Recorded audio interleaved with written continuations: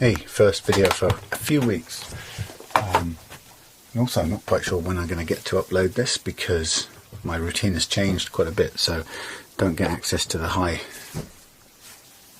capacity uploads at the moment that I did previously. Anyway, but those things aside, I'll just introduce you to what I'm doing at the moment. Just moving a few things around. Got quite a few interesting things on the go, as always. At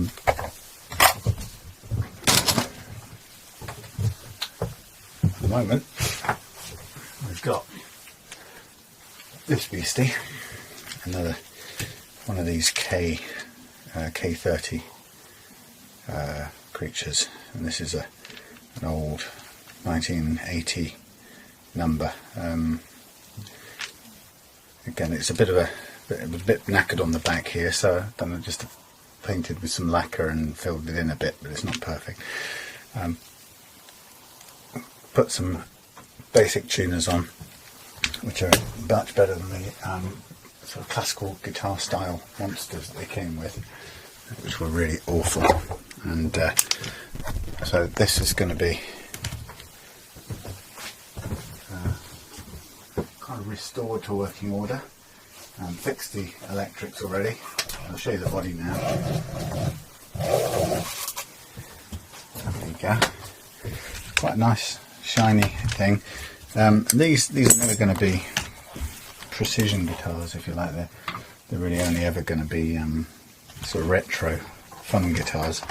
But this thing I could use cleaning these, actually cleaning this off. Just a little bit lucky, but there you go. So that and that together is going to make quite a nice retro guitar.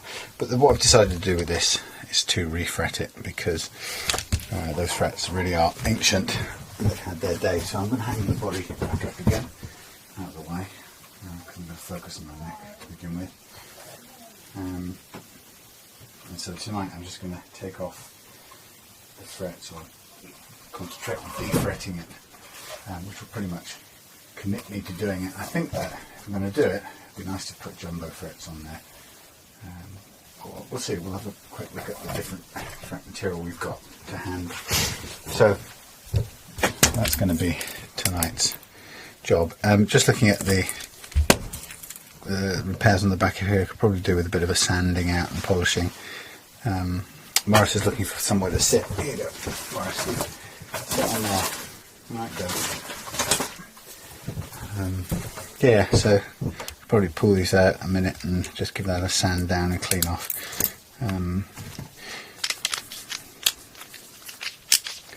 So yeah, this is a K30 from about 1980, I would suggest, and it's a very basic old Les Paul copy.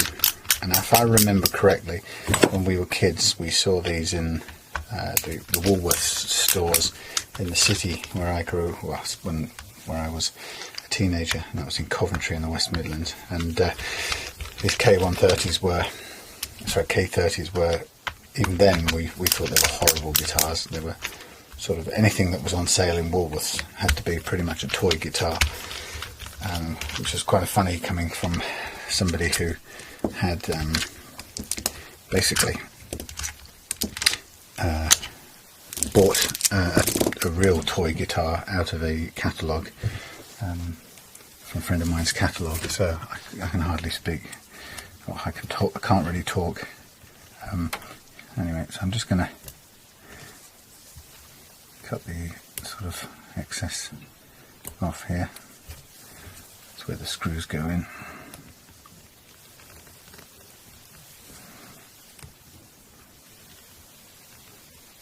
It's not perfect, but I could polish this out a little bit, I think, and we'll do.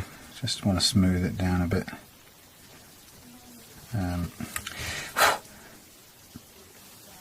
There was quite a lot of wood material broken away from around here, so anything was going to be better than it was. But I think it's looking like it could do with a bit of polish out, but I'll do that separate to this. that'll take a little bit of wet and dry at a later date.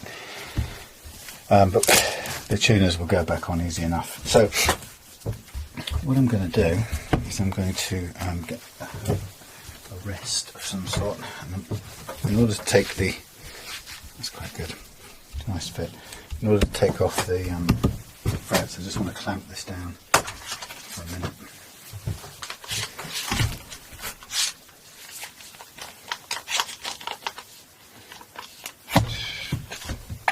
So let's just attach at this end.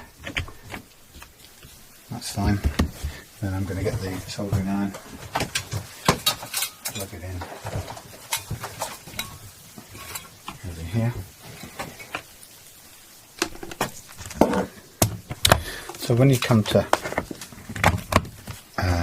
refretting, you're going to need a couple of things to take the frets out. First of all, let's turn that round. Let me think. Sorry about that. It'll be a bit noisy. I'm thinking which way round I want to do this.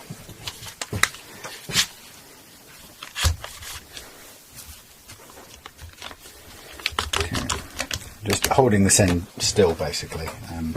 That's fine. Gives me a bit of leeway. So you'll be able to see fairly well what I'm doing. Twist this around a bit. Okay, so I'm going to heat up the soldering iron, and what I'm going to do is I'm going to use the soldering iron to heat up the frets gently, just to loosen off the glue, and then I'm going to use this pair of machined flat topped pliers, I suppose you'd call them, pincers, to just nip up the ends of the frets and then gently walk them out. The idea of just taking them all out, and I'm trying to get as little damage done to the wood of the fretboard as possible. Let me just walk my way down here a bit more.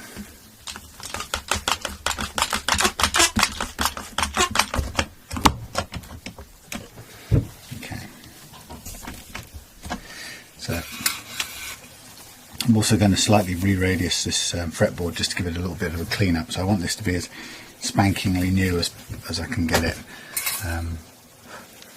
So I haven't got any water here, have I? Okay, so this doesn't matter what's on the end of your soldering iron, to be honest. It's about heat, that's all you're worried about. So I'm just going to dangle the wire out of the way. And also with this, if you're going to resurface the fingerboard, then you don't have to be too precious about not touching the wood. If you're not going to do that, you've got to be very careful that you don't touch the wood of the fingerboard, because that will basically burn. So you've got to be very careful with your handling of this soldering iron. It's quite easy to slip off. Some people make a soldering iron tip with put a bend in it, or sort of a concave sort of shape in it, which means they can basically it will sit comfortably on top of the fret. I haven't done that with this, so I have to be very, very careful in the way I handle it. That's a kind of extra bit of concentration required. See, I slipped off there, but I was quick enough. I've got that extra get out of jail free, in the sense that with this one I'm going to re-radius the fingerboard slightly, so I can actually get rid of any quick burns that I might accidentally put on. This is an interesting setup here. I don't know if you can see, but there's a binding which comes out quite a way outside, and the frets here actually start only from the edge of the wood, so it's like the frets have been put in and then the binding put on, and I'd say there's about 3 millimeters between the end of the fret and the outside, certainly on the bass edge here. Is it bass edge? No, the treble edge. So I'm going to do it differently. I'm going to cut them so that they run right to the edge of the binding, and I'm going to cut them with an overhang and treat it like a proper bound round neck. So just holding for maybe 10 seconds, 15 seconds, just letting this end heat up, and then while I'm there I'm just grabbing and rocking backwards a little bit, and then going underneath and pinching the fret, and it'll pull up a little. Sometimes you can't avoid it, it'll always pull up a bit of the tiny bit of rosewood now and then, but we'll level all that off in a minute, and we'll just assume for now, but I'll check that this is a 12-inch radius, which is typical for a Les Paul copy. So a couple of passes with 12-inch radius block with sandpaper on it will give us a nice smooth new looking fretboard. If we wanted to, we could also stick some glue into these. There's some gaps down here with the inserts. We put some glue in there and let it dry, and then we'll sand that off as well. It'll just give us a sort of filler.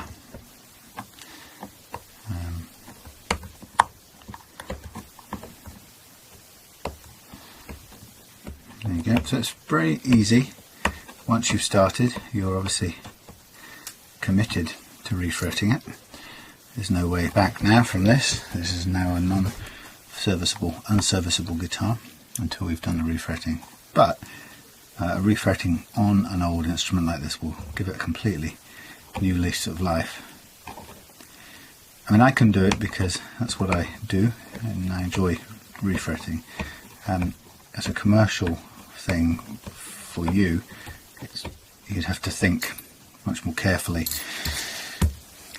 because the cost of the refret would be about £150 as a sort of standard price. Some guitar techs charge more for a bound edge. To be honest, I don't find that any harder than a standard, well, hardly any.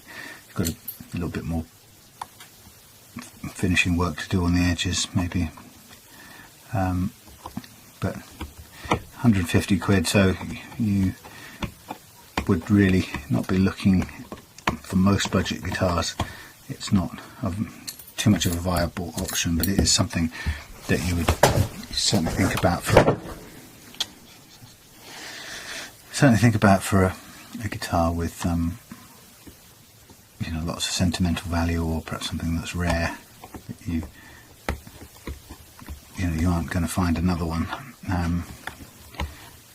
anywhere else. And the beauty of a refret, of course, is that it will give any guitar another, easily another quarter of a century playing life, which is quite something when it's a much loved guitar and it's feeling worn out. And there's a couple of things that really do work. I mean, first of all, a refret like this is just phenomenal. Makes it into a completely different, almost new instrument. On top of that, you could buy a wiring kit for the guitar, and even if you kept the same pickups, often a wiring kit can transform and freshen up how the guitar sounds.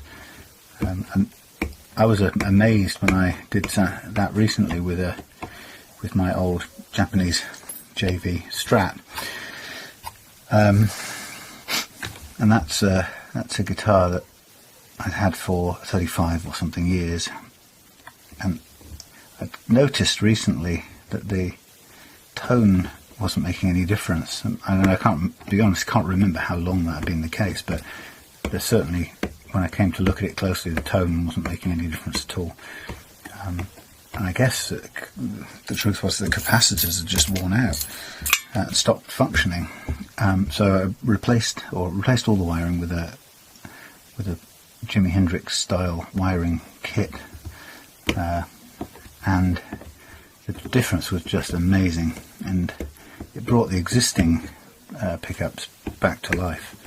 In fact, it made them sound a way that I can't ever remember them having sounded. So it was a superb refresher as well as refretting it with jumbo fret wire. So I now feel I've got a brand new guitar out of it. Now that is a guitar that is 30 plus years old, has quite a high monetary value because of how well they're liked, but more importantly it's a guitar that I wouldn't sell on, so it's worth putting the time and energy into refretting it, making it play absolutely as well as it can, but refreshing it, really giving it a new lease of life. So you can see we're nearly at the end. I have a couple of little slips there and burnt the wood, but this will come off fine when I give it a bit of a freshen up with the sandpaper. But yeah, you can see that this part of the process hasn't taken too long. Just going to readjust my clamp. And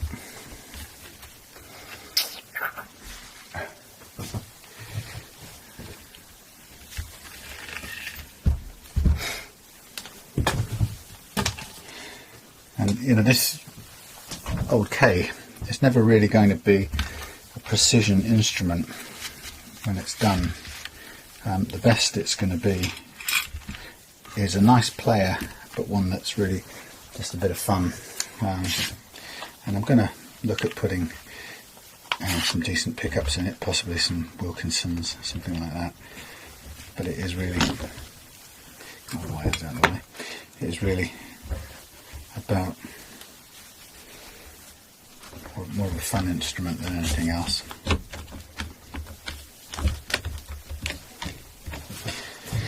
Okay.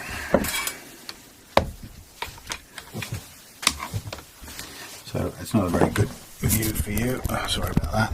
I'm just going to get these last few done, and then we'll look at the filling the gaps with some glue. In fact, I've got some got a couple of options. I've got some red, what's that wood called? Jeez, rosewood. Thank you. I've got some rosewood dust. Sand, sawdust is the word. God, rosewood sawdust, which I can make into a paste and use it to fill the holes, which is possibly one way of doing it. Or I can just use glue. And I could use either wood glue or I could use super glue, one or the other. I don't really know. I quite like the idea of doing the rosewood paste, and then I can fill in any other little chips that came up with the fret pulling.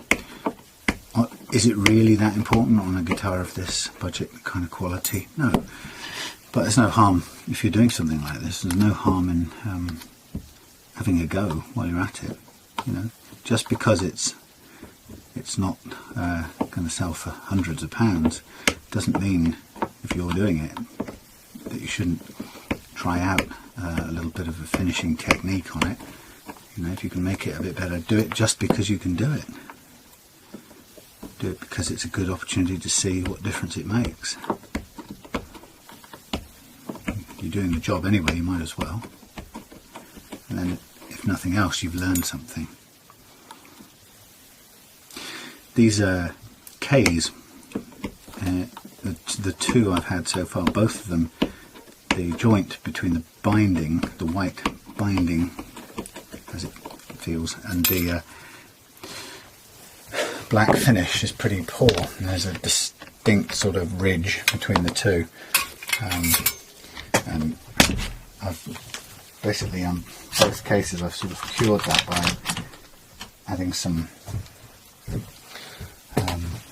extra lacquer on the side, which I can smooth down and make things blend better. A piece of wood's annoying me. Need out of the way. Okay, so straight away there's our defretted neck. Still got some work to do on both sides, but I'm going to go and perhaps fill these holes with some red rosewood, and then once I've done that I'm can just pack it in there. And let's find where I put it. Pack it into those gaps. Again, I'll use my close-up binocular glasses. Oh. Hello. And then I will drop some super glue on top of it to finish it off. Like. Just defretted this little beastie.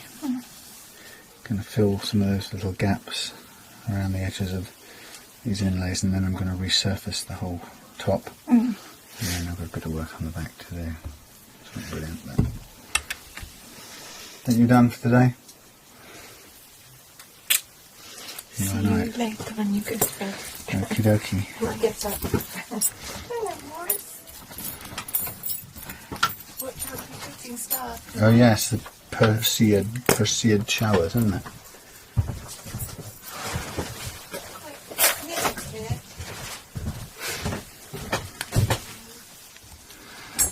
So let's have a look. Not the brightest of lights around here, but so I'm just going to put a little bit on here. I'm just going to try and fill these gaps and see what happens.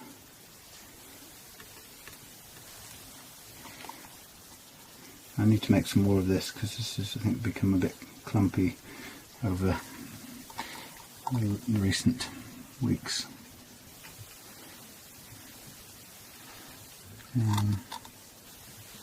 Just an interesting little experiment, really, to see if it improves how it looks.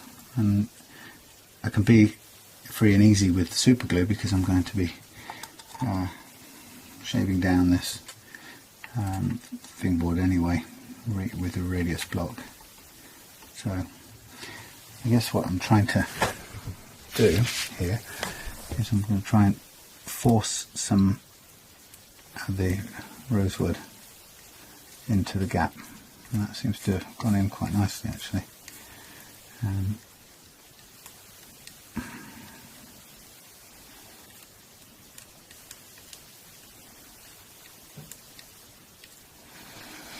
Once I've got it in, then I guess I'll tip the excess off into the tub again. I'll just avoid getting it into the fret slots themselves because I don't want to be digging that out again. It's going to be,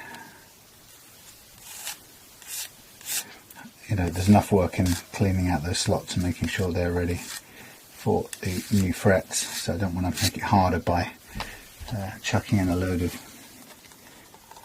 rosewood dust. I think this should be alright. Just packing it into that little gap.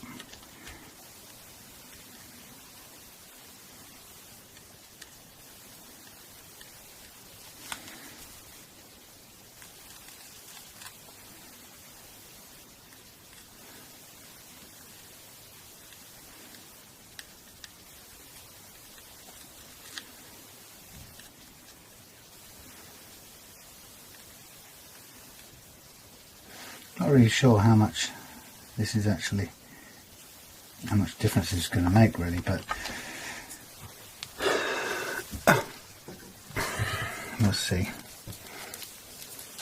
Got the ultra thin super glue here, which kind of comes out and gets going whether you want it or not. So try and line it up. I can at least use it straight away.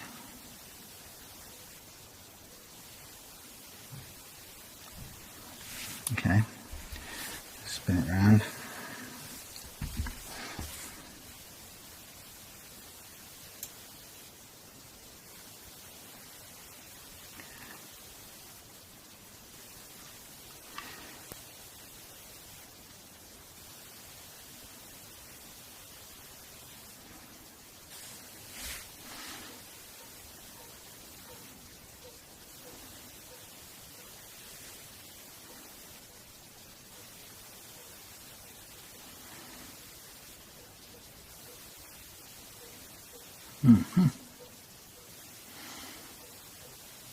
Okay, so for what it's worth, let's try. Just put a little bit of rosewood dust in there. Of course it's left some glue sticking out on the surface, but that's okay, we need to clear that anyway. I'm going to knock off this nut as well, because we need that off in order to work on or to re-radius the neck properly. So just hold that down for a second. Off comes that fairly quickly, easily.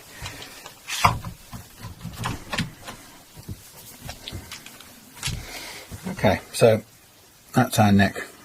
I'm defretted and I'm ready to level it.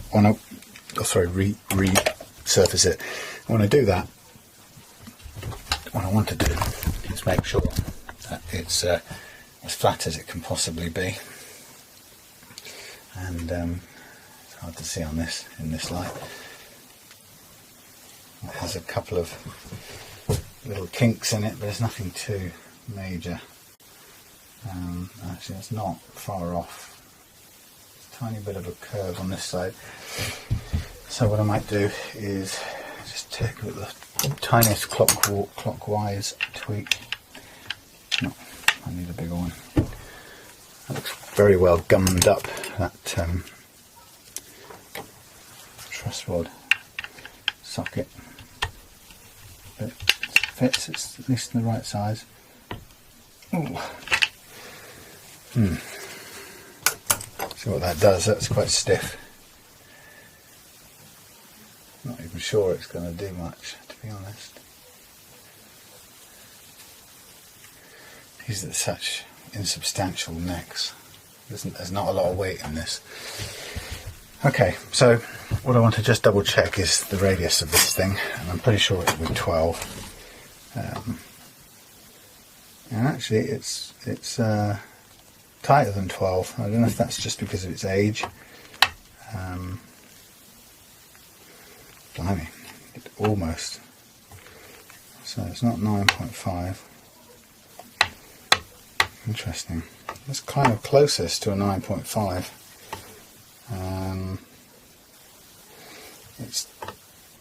It's flatter than a 7.25. It's definitely not a 12. Although a Les Paul copy would normally be a 12. The question is now, what do I want to re-radius it to? If I think of a 10 inch, my problem would be I haven't got a 10 inch. I do have a 9.5, so if anything it's going to have to be 9.5, which is fairly close actually. Yeah, it's the nearest. Okay, so there's my choice, 9.5 radius for this. There's my radius block. This is still a bit sticky, but that's not too bad. So what I want to do is I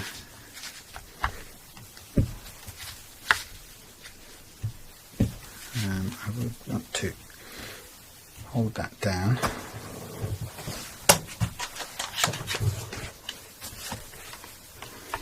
I'm just going to gently again hold it in place with the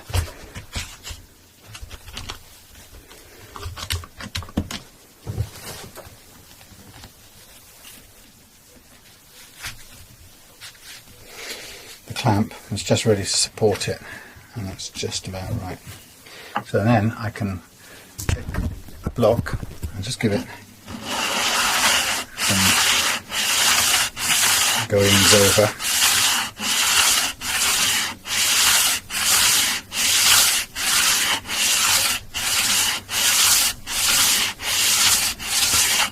So you can see it's straight away starting to cut just on the edges. It's cutting the mother of pearl as well, which is fine. It's going to clean that up at the same time. And the speed at which it's cutting this shows me it's pretty close to the right radius to begin with.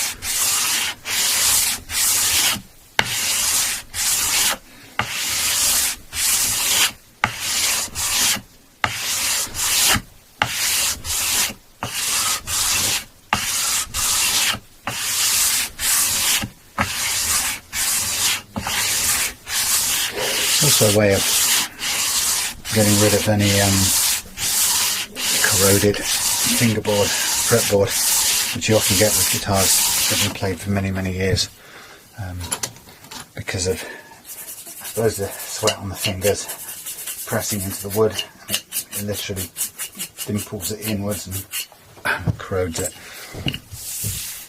So this is straight away, it's freshened up the fingerboard.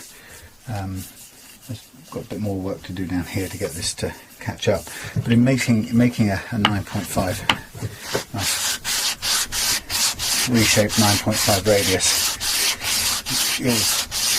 it's creating an even radius for the new frets to sit on as well. That's the idea.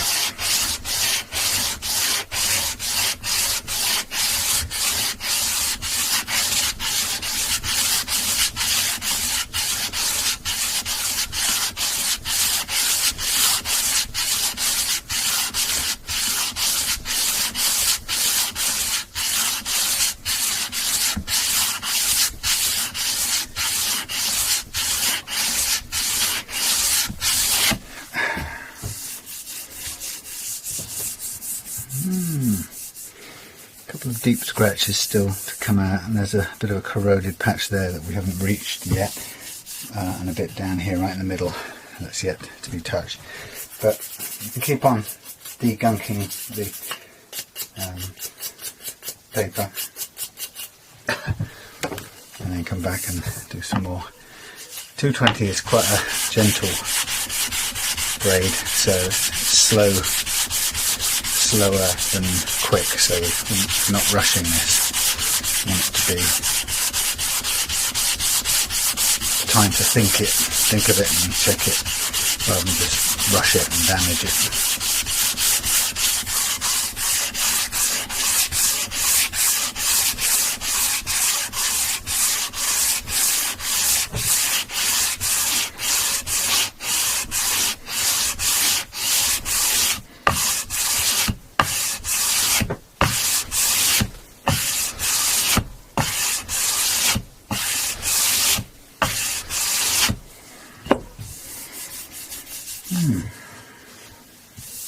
Nearly there. It's looking, feeling nice. Gets a bit sharp on the edges. We need to then sand that down a little bit.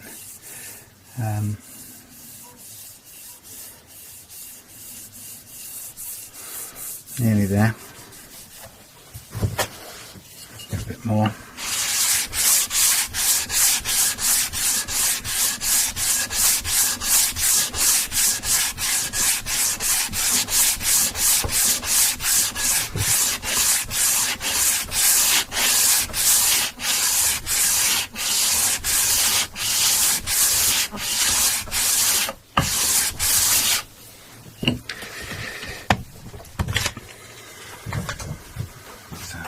This out. Can't remember where the brush went.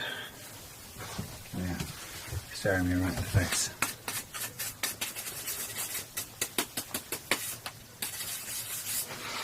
So there we have a re-radiused neck, and we've got slots that are pretty well gunked up with sawdust, but take a bit of time to clean them out with a blade. It's got to be a little bit careful, but if we want to preserve this binding, just have to be careful not to run flying over the edge and rip it off. So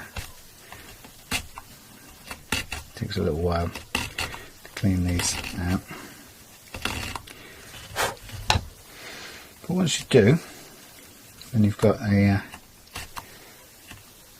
reshaped fingerboard which is ready to go.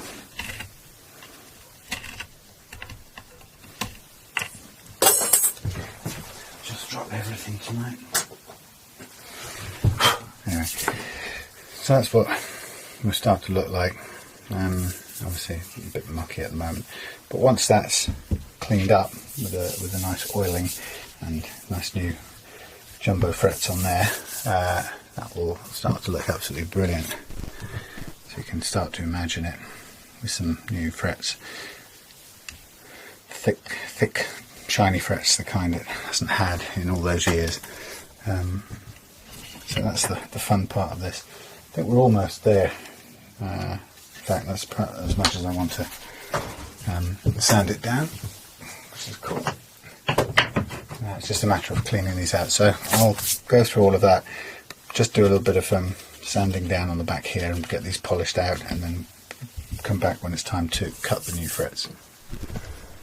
Hey, welcome to the Reloved Guitars shed, and here we have refretting the 1980-ish vintage Kay Les Paul copy, and in its day,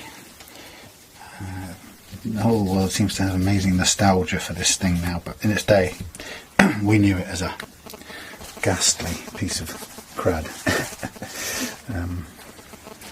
We really despised it. However, with the sort of rose-tinted spectacles of time, it's now become a sort of classic. And actually, I have to admit that even I can see something in its charms. I'm trying to use this syringe, which actually has probably had better days. It's got an air bubble in here somewhere, and it's not really squeezing down properly. So I'm making a bit of a blobbing mess, and it's going to make a big pop in a minute and shoot loads out, but hey, geez, it's almost important. There you go.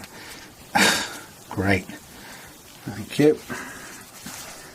Let's try and relieve that pressure a bit. Marvellous.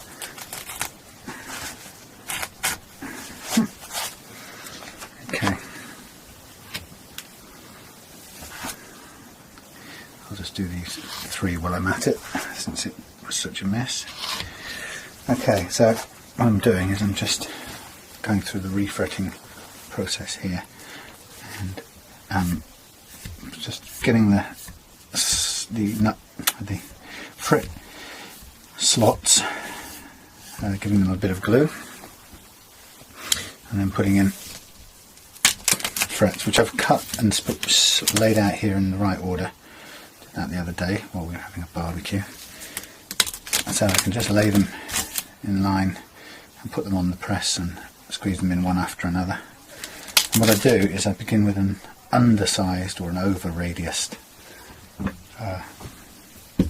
thing. Insert on the fretting cool.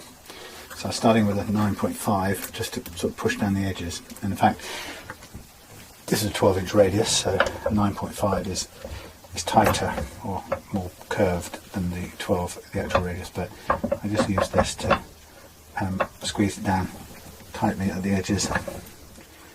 That is a bit of an odd one. Hasn't squeezed out any glue. That's probably because I didn't really squeeze much into the slot. Same with that one. So it'll be interesting to see how well they take. Normally I use a knife to make sure more glue is in the slot. There was some in there, but I don't really know how much it was. Just a very surface layer. Anyway, so then I switch up to the 12, which is a flatter radius, but it's the radius that this neck actually is. And then I go over those frets again and make sure that they press down completely. This has squeezed a little bit of glue out from underneath, but not a lot. So watch out for these frets, make sure they are firmly attached. And then follow up with a quick clean up of the surface to make sure any excess glue is removed before it dries. And getting in there with thumbnails to just be absolutely sure about that. Okay, so this time for the next 3 or 4, I'm just going to make sure that we get the glue all the way in. That's a much better syringe, thank you. Look at all that hair coming out. In fact, I'll probably do 4 or 5 in a row now. I've got this working freer. So it's quite a swift process once you've got all your stuff laid out and you know what you're doing. So this is the bit I didn't do last time, which is to get the glue into the slot properly. Just make sure it goes in there. Never get it perfectly because there's always air trapped somewhere and it won't sort of fill right up to the surface every time, but sort of ensuring that it's some of the way in.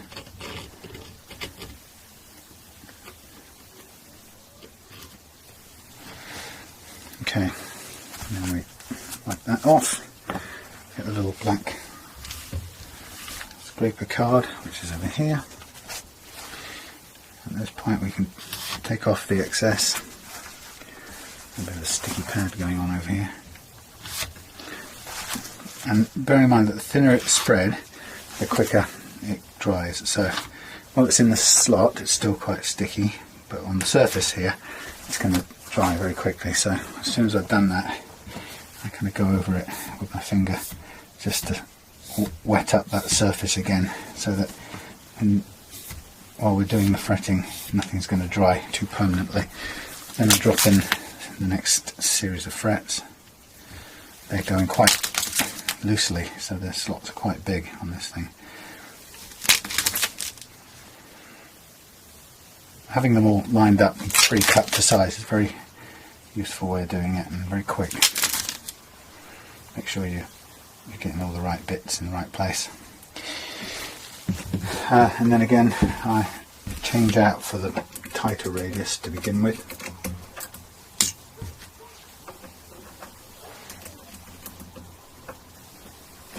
And just always cross and push in these 6. Now we're going to start approaching a part on the guitar, or the place on the guitar where it's going to be hard to support it on this neck caul the whole time. So I'm going to have to be inventive about propping it up to get the sort of pressure on it like this without overstressing the neck in some sort of way. Okay, so this is the first press in, the over radius or under radius, whichever way you describe it. I'm conscious now at that point that this gets some glue on it, so just give that a quick clean. And while I'm at it, change this out, and then I'm going to go and clean up the excess glue. Or the other way of doing it is, since I'm going to clean it up anyway, just go and repress all of these and then do the clean up.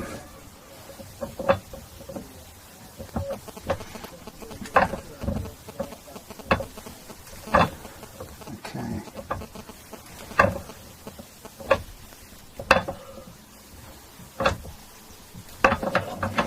Lovely. That's the pressing done. Now it's clean up time. This is where having a wet tea towel or cloth is really handy.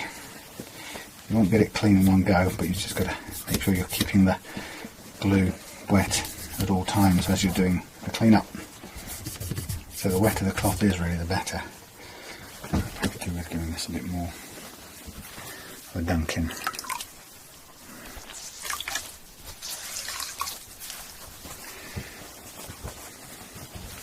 Because water on the fretboard is fine, it's the glue you don't want to set and stick. And you also have to watch out that there'll be some spitting out at the ends here too that you want to pick up.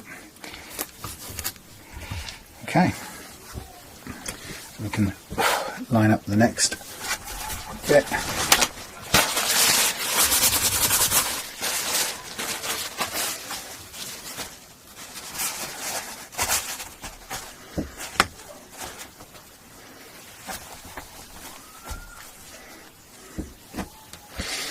Okay, so more glue.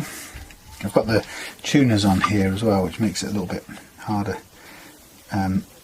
It not only makes the neck heavier at one end, which unbalances it, but it's also, being a Les Paul copy, the angle of the neck is also a bit harder to work with than if it were a Stratocaster style guitar, which doesn't have the same tip back angle.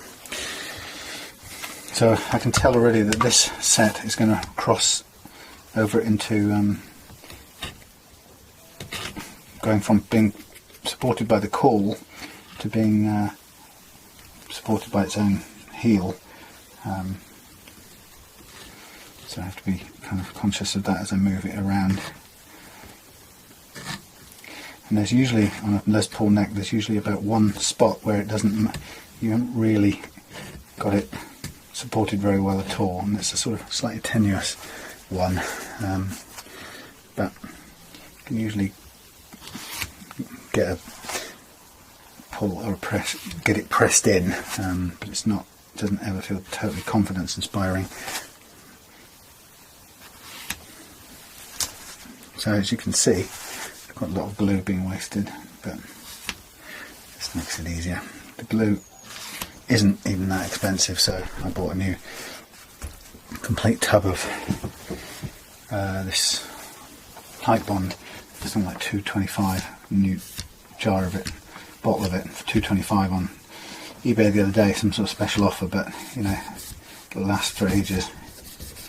I'm just making sure that I'm keeping this fretboard wet here because its tendency is to dry as quickly as it can, and I'm going to just line up the next lot of frets evenly spaced, and then we'll press with the 9.5 first, followed by the 12-inch radius. You can kind of do it either way really, I'm not sure it matters that much. I sort of have a habit of doing it with the tighter radius first and the flatter one second. That's probably more of a personal preference than any other logic for it. Okay, so let's change that. 1.5. The last 5 or 6 on the pressing on the heel will be easy to do. These are the tricky ones because we run out of support as the neck starts to bend. So I think I'll get 3 of these done this way, and then I'll have to come up with something else. It's starting to bend the neck at that point in a way I don't really want to do. I have to be very careful. Okay, so now we have a situation where we're probably going to end up pressing it straight down, but it's going to want to bend, pitch forward, so I need a rubber support, firmer support I should say. That's quite the right one, but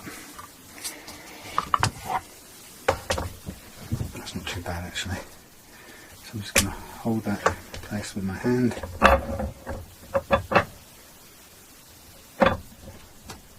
Not too bad. And now I'm under pressure of the heel, which is great. It's full supported by the heel from that point onwards. So it's just that one that's a bit odd.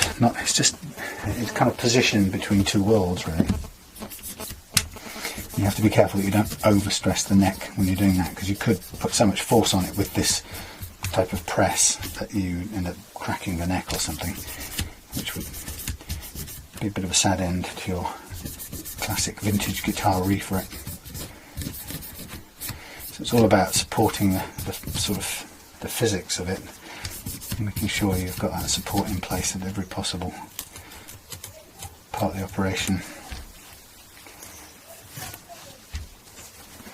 Okay, that's looking alright. Remember, I've got to go over this again with the tighter radius. You can see how fast we can go eventually, once you get a bit of experience at it. It's much slower with a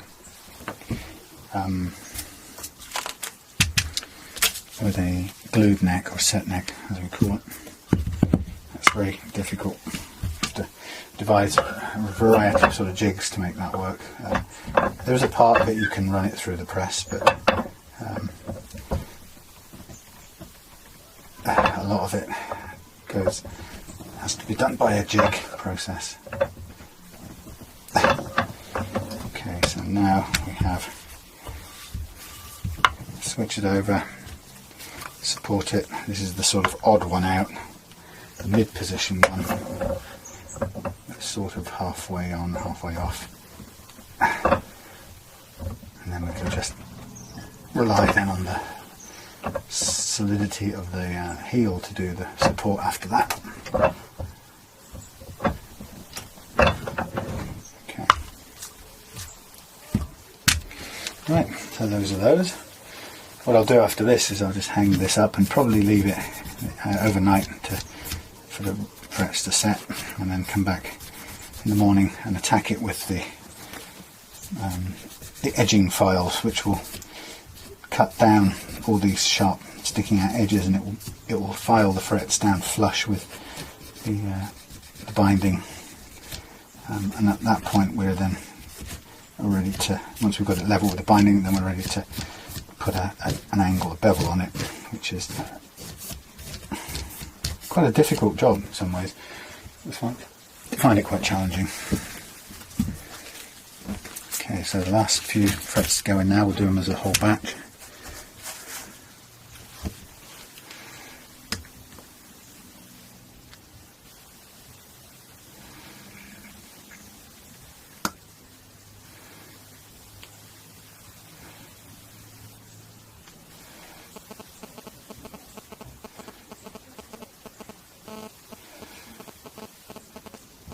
So even when we've put new frets in, of course, you still have to go through and do the entire fret leveling process, because new frets on this guitar, done at home if you like, they don't sit any more level, more or less level, actually probably a bit more level, but a bit more carefully done than those done by machine, sorry, by hand somewhere else, but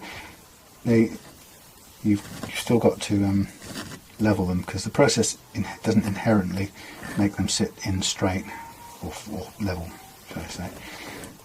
There's always going to be some variation in there, so we have to take care of that, and that's, doesn't matter how long we spend now putting this putting these frets in, they're going to need leveling afterwards. So that's why it's a fairly expensive process to do, because it takes quite a lot of time and effort. I'm just going to let that sit in there so it doesn't clog up, and clean up a bit of this to keep it wet between the frets, because it's starting to dry up already.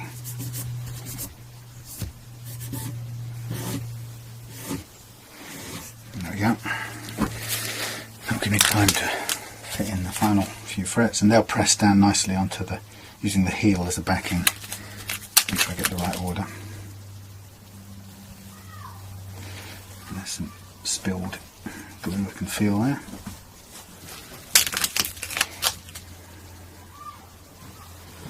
Okay, so it will literally be a case of press these in, hang it up to dry, and we'll do something else. We'll come back to it tomorrow.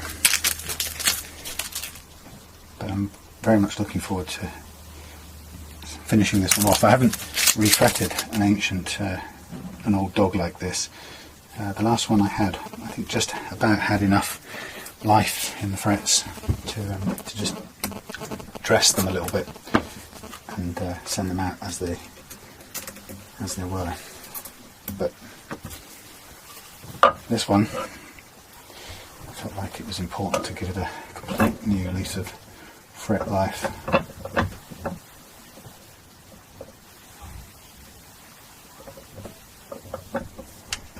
I could get a nice solid push on those, because it's a very solid heel that we're pressing against.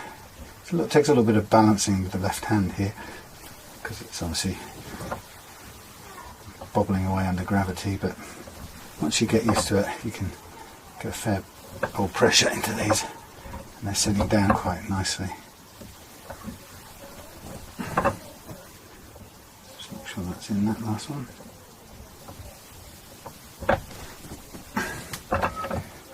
I'm conscious that this is coming undone.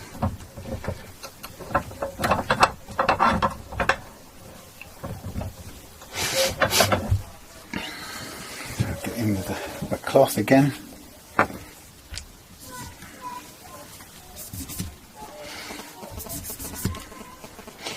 So yeah, we let this dry, we square off the edges, bring the frets flush with binding, and once that's done we take off some of the fret and turn it into a sort of 45-degree bevel to give it that slice, so it's not a sharp edged thing, flat edged thing. And then once we've done that, we go through the familiar fret leveling process, which we may do by, if we're going to do it properly, we may well do it by putting this neck onto the guitar and loading it up with strings. Let's have a look. Okay, the one fret there, not sitting where I'd want it to sit, to be honest. And I'm going to risk pulling it out. And I'm just going to double check whether this is because it's not got a clear slot. If it has, I'm going to put some more glue in it and redo it. And give it another pressing because I didn't like the way it was feeling.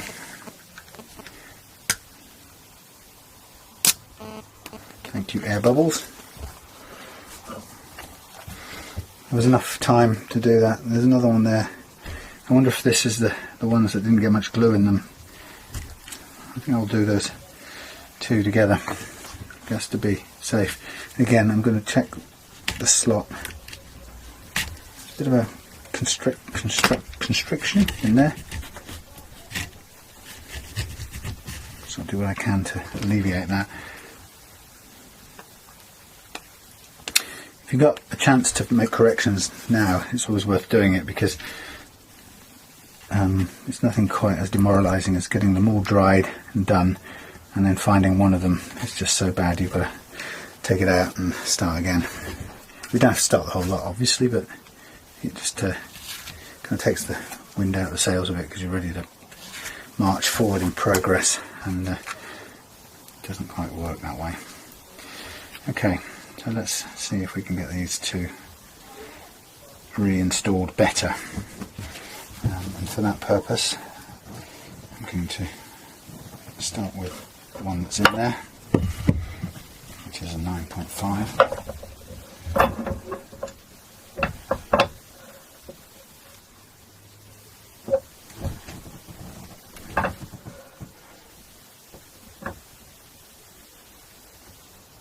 Come along.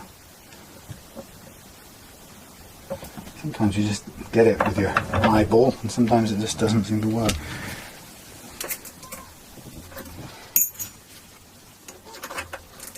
It's quite a nifty little unit. It's just got an Allen key on the side that I'm twisting to just release one of the inserts and replace it with the other one. And I've put a load of Velcro around it so that not only does it hold itself to the side of the press when I'm finished, so it doesn't get lost, it also, I can use it as a grip while I'm doing it. Okay, so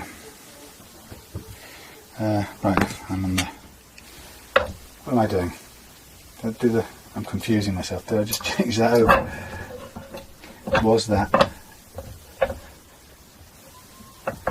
12. Did I start with the flatter of the two? I think I just did, didn't I? Let's double check it. I'm going slightly mad. In case I've done it twice, that's alright. It's not the end of the world.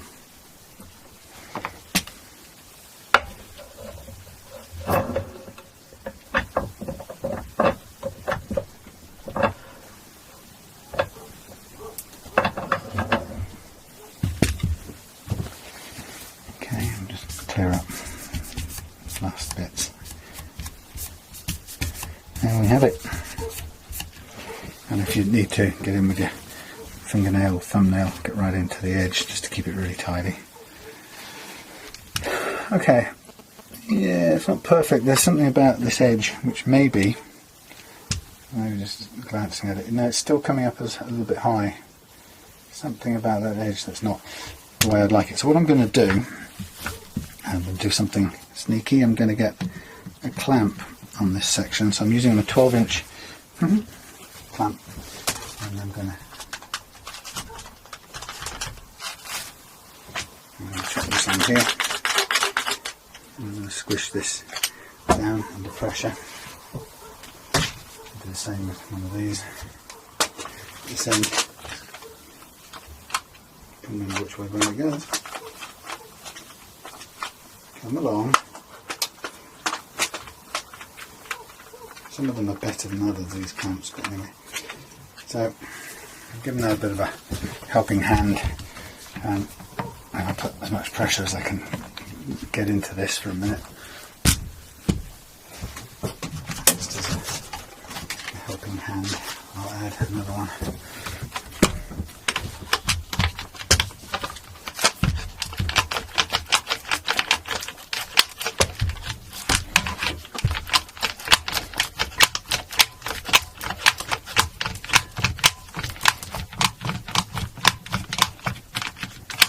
Would you go down, please?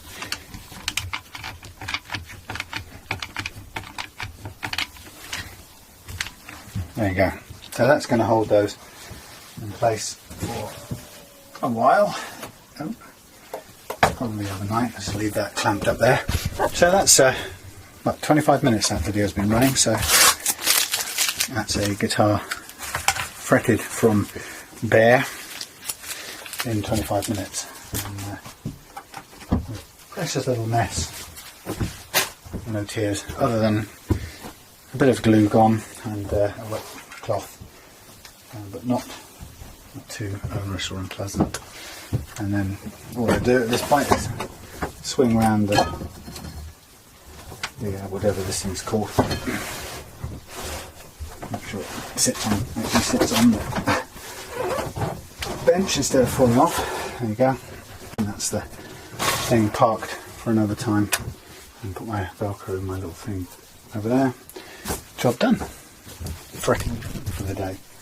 Now time to move on to something completely different. Well, yes, I'll come back later tomorrow.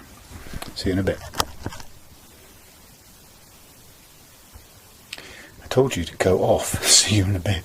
Okay, so jumping across to what we have here, the Kay. What I want to do with this is to put the neck back on. New frets, need levelling, so it's a case of let's get the neck back in. I could probably use the machine to do this since we have it sitting there charged up ready. And so I'm going to basically put all the main hardware back on in order to get the what am I talking about? In order to put some strings on it, put it under tension, and then I want to level the frets with the neck under a playing load. And because they're new frets, it's probably going to be a fair bit of unevenness going on in here. So probably expect there'll be quite a bit of material coming off in the leveling process. But I won't second guess it, it might not be the case.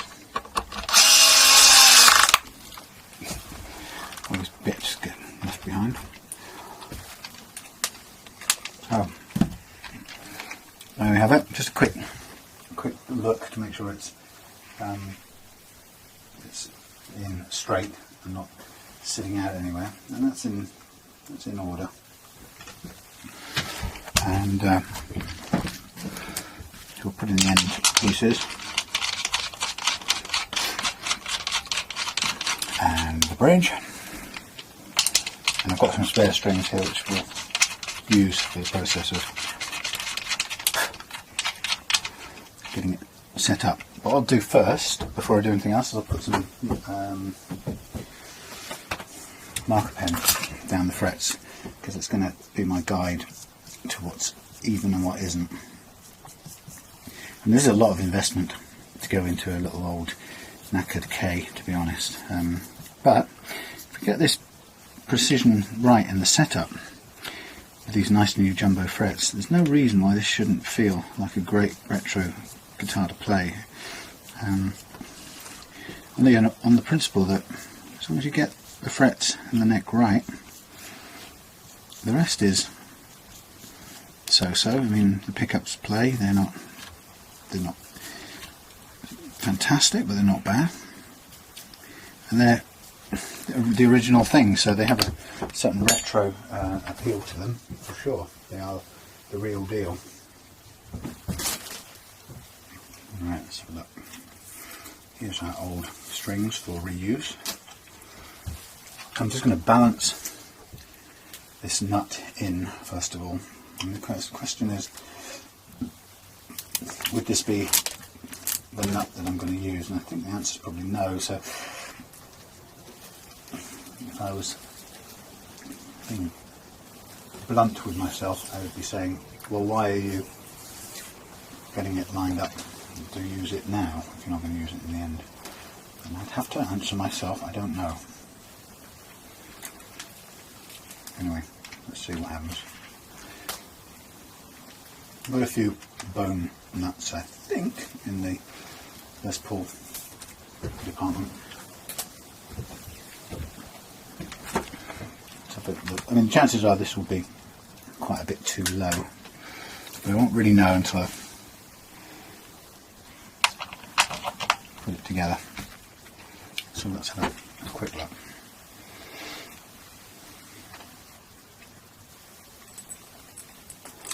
From my perspective, the aim is to get a really excellent playing retro guitar out of this. It's not really about money. I mean, it's not cheap because there's a lot of hard work gone into refretting it. So cheap is definitely not what it is currently.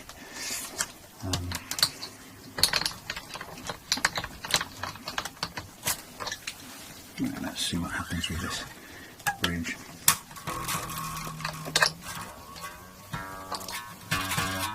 Now we're not clear of those frets. We'll leave it like that for a minute. And again, we've got hardly any action down there. So, the sun's come out. This is the 2015, the summer that wasn't really. We're a washed out affair. I know I sound ungrateful, but gotta wait all year round for some sun. And I get cheated. Feel personally insulted by the weather. I'm joking. Right. So these are sacrificial strings. They're just here for putting the neck under load, so I can get it into a playing setup. And then once it's in a playing setup, I can then proceed with the fret leveling. As you see, as soon as you start to work with old strings, it's quite difficult to get them to do what you want. You have to be prepared for a bit of a struggle. On top of that, they seem to like to, as soon as you've hooked old strings on, they bend over and do their best to scrape around on the paintwork and give you a little circular scratch all the way around. No point upwards, they always point down at the paintwork. We'll see.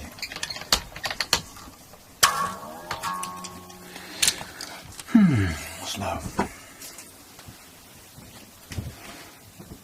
So nice being back in the workshop after a little stay in hospital. Nothing too serious, only a gallbladder infection. Whilst not exactly life-threatening, it's easy enough to take care of, and most people suffer from some form of it. It's unbelievably painful. Can't quite describe how bad the pain was. Of course, we blokes are not supposed to be very good with pain, and I managed to stick it out for about 4 hours, and I couldn't take any more after the onset. And then made the best phone call I've made in a long time, which was upstairs to Claire in bed, begging her to come down, and that was the cue to getting the ambulance, I think.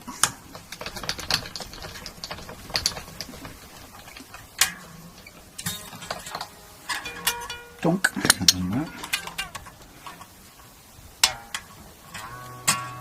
Okay, getting there slowly.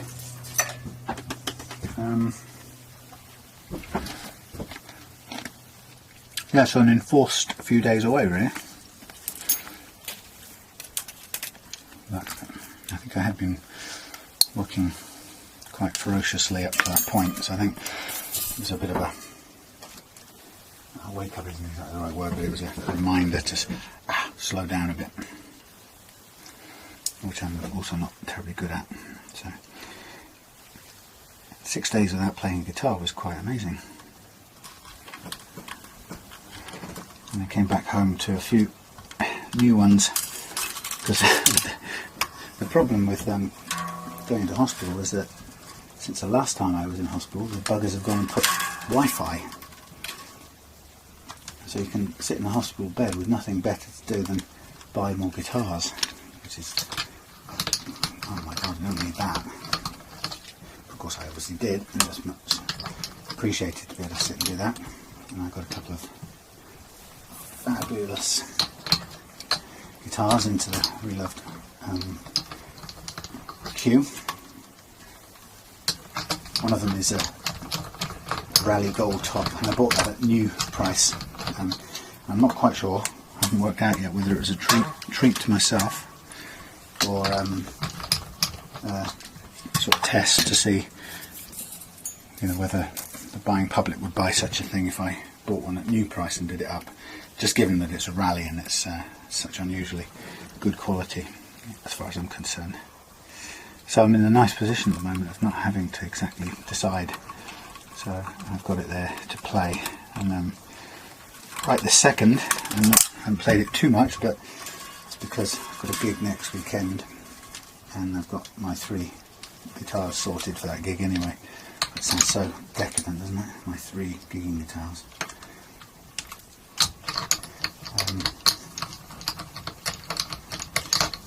But there's a logic to it. One of them is the Rally Les Paul copy, which is just a superb rock and roll guitar with Seymour Duncans in it. They're the Slash Alnico pickup ones, so that's kind of big overdriven rock tones all day long sound. And then the other one, another one, is my Squier, Japanese Squier Strat from 1983, and that, I think I played that on about 5 or 6 songs, and that obviously produces a really authentic Strat tone, single coil Strat tone. And then the third guitar I take along is also a recent acquisition, and that's the Ace Pro Studio Acoustic, which just suited me perfectly to be a non-feeding back acoustic for live playing. It sounds like it's something I've been doing for years, but I haven't. But it just kind of made sense, really, to be playing with a non-feeding back acoustic. So those are the 3, and at the moment, therefore, the gold top, the Rally Gold top, doesn't feature in that, but that's okay, because I'll just keep it at home and play it a bit to see how I like it, whether I become a bit more attached to it than the other one. I'm not sure I will. Okay, so here we have our strings. Now I need to get some height on that bridge, because at the moment it is way too low. Well, not way too low, too low. Let's get a tune out of it.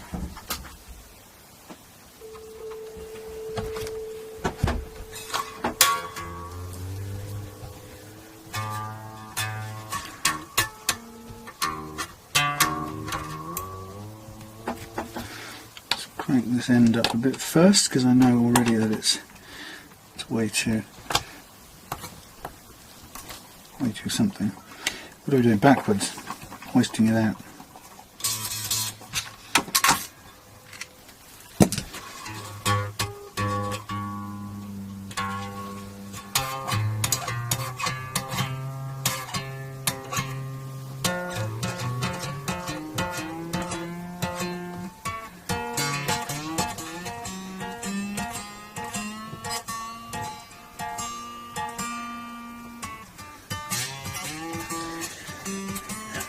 just hold long enough to do this.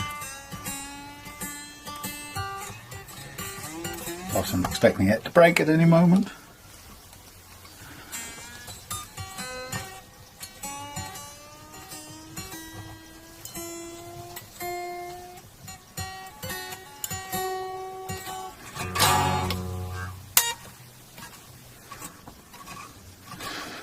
Okay, now the purpose of this is not to make it play perfectly yet.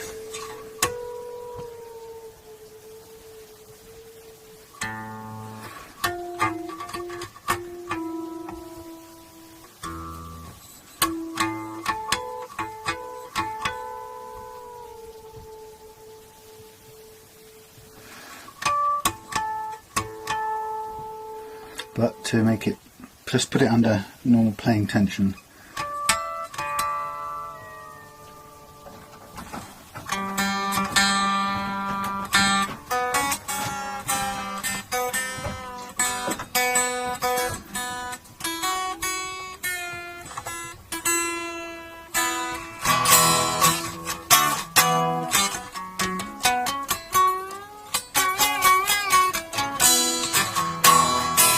Wow, amazing, it plays. Okay, so that's underload, and the next part of the equation would be to set the action just about as low as we really want it. So I'll use the gauge for this, and I'm going to say, okay, 1 millimeter, 1.2 on the E, and blimey, just 1 on the. That's good enough. That's pretty much perfectly set. Now this is where the fun starts. This is where the fret leveling comes in. We know that new frets will have there will be unevenness, even though they're done brilliantly by the master fretter himself. So because they're going to be uneven, we still have to go through what seems a harsh process of leveling them to get this absolutely right. And if we want this thing to sort of slightly dazzle,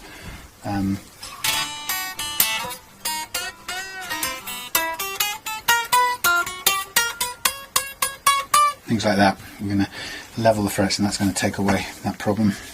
So I just balance this up in here. I'm going to get my fret leveling tool, my little 3 feet that I need for this. This is a great device for doing it. First of all, I'm going to just check everything is where we want it. We need a bit of relief in the neck, which currently, judging by this, we've got, following the white line on one side. It's not, blimey, it's a bit of a, I see some problems here. The thicker part of the neck is, this part of the neck here is quite substantially stiff, whereas the rest has a bit of natural curvature, hence these are choked up here. So we're going to have to level these down quite considerably in this area. I can see it happening already. I think I'm not going to worry too much now about the relief in the neck. I'm going to assume there's enough. What I'm going to do then is I'm going to use these 3 little feet as equidistant spaced feet, which is like that. I'll just measure it up until I get them roughly equidistant. In fact, I'll keep them in the same place, one over that fret, one over the end fret, and wherever is the middle between the two. I suspect it's right in the middle of this one here, so I think I'll do that regularly. Now, what I'm going to do is I'm going to tune this truss rod with sandpaper, my leveling device, and tune it to match this neck. Now, right now, when I clunk it down, it's connecting here and here, but not in the middle. If I start to turn the truss rod, it starts to deform it, and now the truss rod is bowing in the middle so that it's touching. You can see it's moving the middle one as well, and that's about the right shape. So that's the shape I want in the truss rod. Get rid of these things for now. Right, so I'll keep them handy. And the next thing I'm going to do is I'm just going to leave off the pressure off this top E a little bit and just waltz it off its bridge for a second. And that gives me room to move in here with this file. And I'm just going to gently, holding it so it doesn't fall off, I'm just going to gently under sort of gravity really, work it up and down and see what's happening. And as I sort of imagined, the first thing that hits me is I'm going to encounter a very high couple of frets up here, which is absolutely fine, because what we're going to do in this process of levelling those out, with a bit of luck, we'll correct through the fret levelling of these brand new frets. We should correct some of the uncorrectable hump in this neck, which has sort of come with old age. And it's quite considerable. You can see it's, well, you might not be able to see, but it's now working away on 3 of these frets up in this area here, and they're going to represent an insurmountable choking problem with this guitar unless we do this. What you're going to find is a funny mix of certain frets are going to be taking loads off, and some hardly going to get touched at all by this file. It's a matter of patience, working it away, going right to the edge, coming back in. Now the nice thing about doing this is that because the strings are on, you can also at any point you like test how the notes are playing, so we can experiment, see if they're ringing clearly. Now, the problem is really at this 15th, 16th sort of area, sorry, 13th, 14th, 15th area, and I'm going to keep on wearing away at that until we get down to a playable level. Stop for a second. So I don't know if you can see this, but there's substantial levelling going on here, and that's relating to the kind of fixedness of this neck. And there's no way around it really. It's just something to do with the age of the guitar and its inherent defects. But let's see.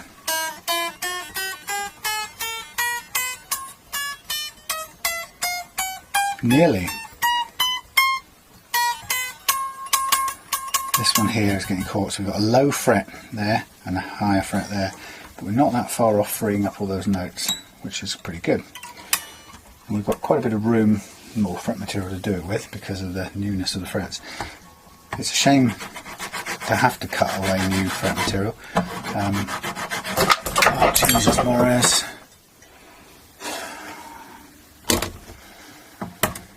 Come on, down. Don't want you up here right now. He stood on a seesaw basically, which I suppose is my fault because he's always going to do it. But, anyway. Okay, so I'm just going to keep gently going away until we've got those notes ringing out, and I can see that the low fret here is going to be the problem more than the high frets in a way. It's the low fret that creates the high frets in essence. So as soon as I see that low fret getting touched by the sandpaper, I'll stop, because I know that we've reached the point where we've overcome the problem, and we're not far off actually. It's quite a lot of work, as you can see, to get into that place.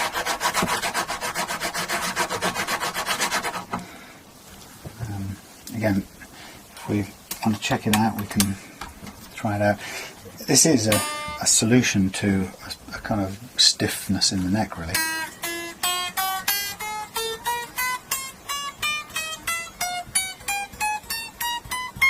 If we can only just get that one low fret, or bring everything down towards that one low fret, we should be alright. But you can see, if you can see the dust building up substantially on here, and that's the stiff, unflexing part of the neck, and the rest of it is not too bad. But we are constrained by a low fret down here. Why it's low, I have no idea. We've got to be more efficient in pressing it in than any of the others.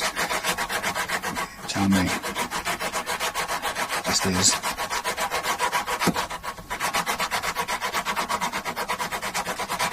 Or it could be, of course, that the ones I've happen to be just sitting higher, and I've been less effective in putting those in. Don't know.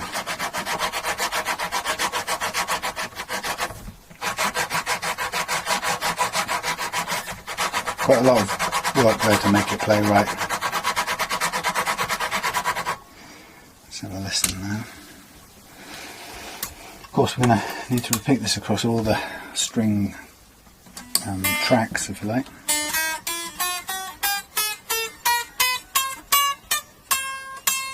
Just that one. Everything else working, just that one. It's the big challenge. Yeah, you can see it's taken a lot off. It's not really what you ideally want to see, but don't have much choice in this, I'm afraid. You need to get to that low one. Otherwise it will always be, the one next to it will always appear high, and you'll never get a clean note out of it.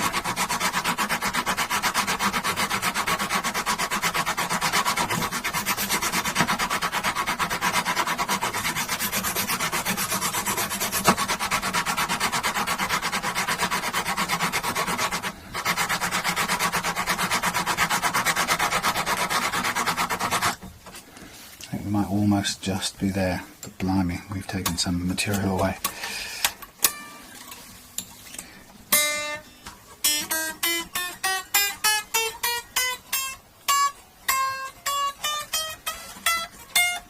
Hello. Alright, I'm just fret leveling this old K, and it's got a couple of, it's got a stiff spot in the neck there, which is taking loads away off the frets there, and it's got a low one there, which is taking quite a lot off everything else to get down to that low one. So it's challenging. It's a shame, really. You know, you put new frets on and you end up cutting down the material to make it play, but needs must. It must. Yeah, it won't play unless we get down to that level. And once we get down to that level, we won't, you know, reshape them. Nobody would notice. It's just I know it's taking a bit of the material away, which is a shame.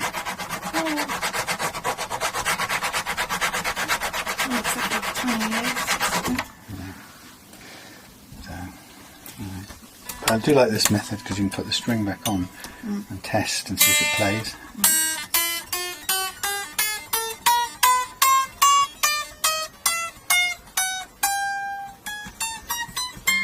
Ping. Now I have to do the same to all of them, only. Soup's going to be ready in about 8 minutes. Okie dokie, thank you. And bread's done. Okay, let's get this B done. Guess what? What? It's not raining. I know, it's amazing. For a minute or two it's not raining. Actually, I think it will clear up. That's my Met Office style prognosis. What? Running into problems with the garden. How do you mean? Pond things growing. Yeah, too much water. They're growing too quick.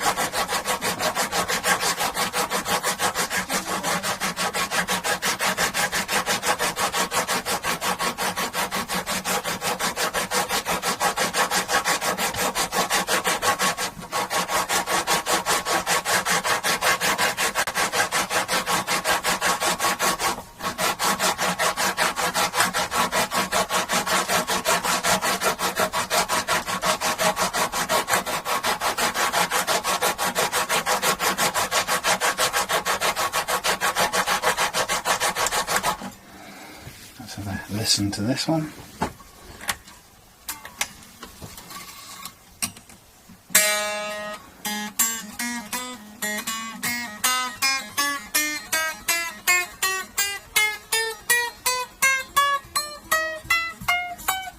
A bit more. Bonk. So there you go. I'm going to save you the misery. I'll come back when it's all done, and then we'll go into the next stage. Right, so we have all the frets masked off, and Morris is desperately keen to get involved. These are jumbo frets. I'm going to use the jumbo side of my doofer, and basically start anywhere we want to, but the purpose of this part of the exercise, get some space here. Morris, why don't you come down onto here? You know you love it down here. Come on, I'm going to trick you again. Boink. There's a good boy.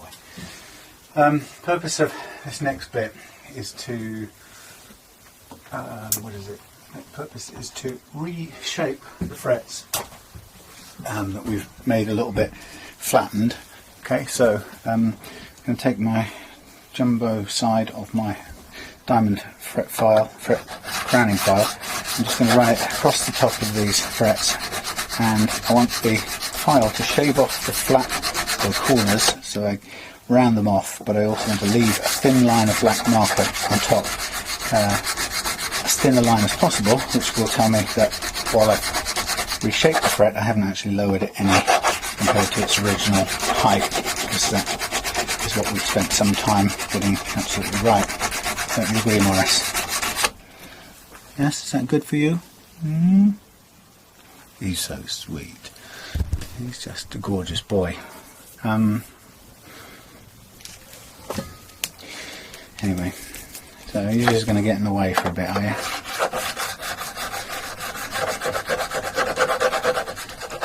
So the rule of thumb is that where you've had to do the least amount of work on the fret to lower it, then you'll also have the least amount to do to reprofile it.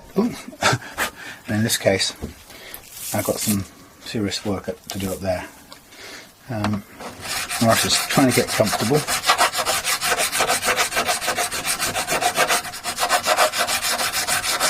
Maybe he'll just stop now and stay put for a bit.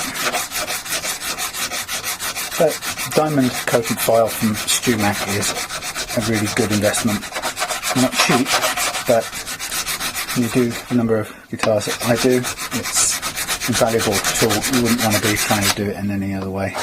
Although for small numbers it is quite possible to do this by hand with a triangular file. There's nothing stopping you doing it that way. It's just obviously with all tools this gets easier and quicker when you pay money for a specialist tool.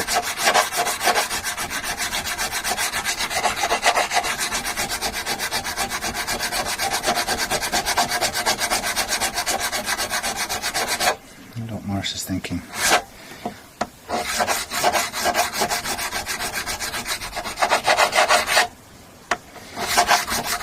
Some of these are hardly touched at all by the original levelling process, so there's very little to do to them and reshape them, so we just kind of go over them once and move on.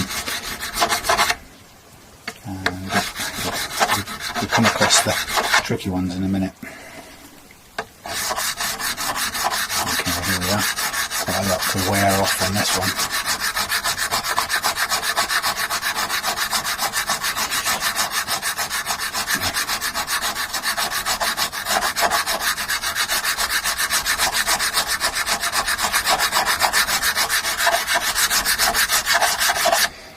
Okay, it's not too bad.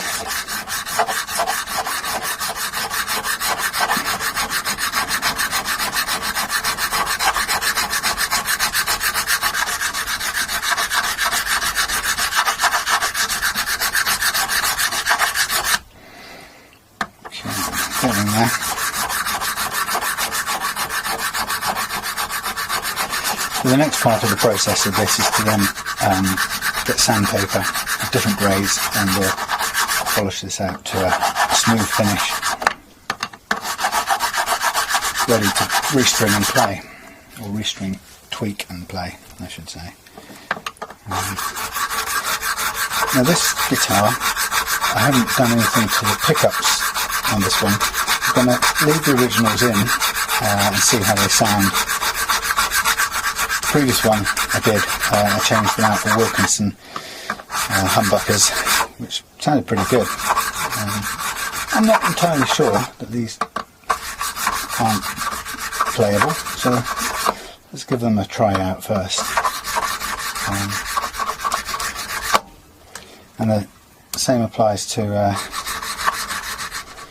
well, no, I've changed the tuners actually, sorry. The tuners on these Ks are pretty foul, actually. They're sort of open tuners like you get on a very cheap classical guitar, Spanish style guitar. Okay, some glue in there nicely. I put a... why doesn't it stick? Why does nothing I do ever work? I've tried to stick this toggle on with super glue, but it isn't going to do it. Right, so next stage in the process, we get some tape. No. Get some sandpaper, and I've got some 2 different grades here, but I need some more. 1200 grade or grit there. I need some more 600. Go through this stuff pretty quickly, to be honest. It's one of my biggest consumables here.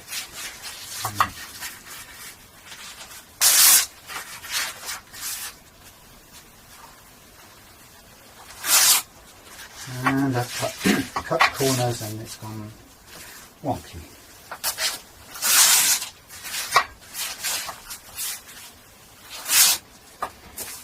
That'll be enough to start with.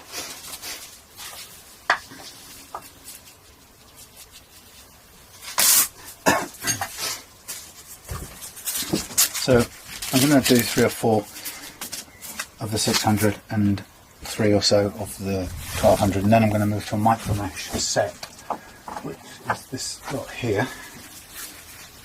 which goes all the way up to 12,000 and kind of finishes the job off precisely. So I have those standing by ready. It's getting a bit cluttered here, not least because I've got a cat on the workbench. Not always easy to work around that. The sun out there is tantalising me. It's saying come out and sit in the sun for a bit. Okay, this will be a bit noisy.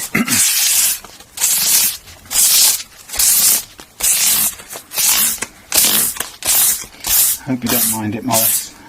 It's sitting comfortably there, out of the way. No, it's going to move. Alright, well done. So what I'm aiming to do here is to get this round off the fit. So I'm sort of pressing downwards and let my fingers bounce over roll over the frets, so I don't run the risk of introducing flat spots into it.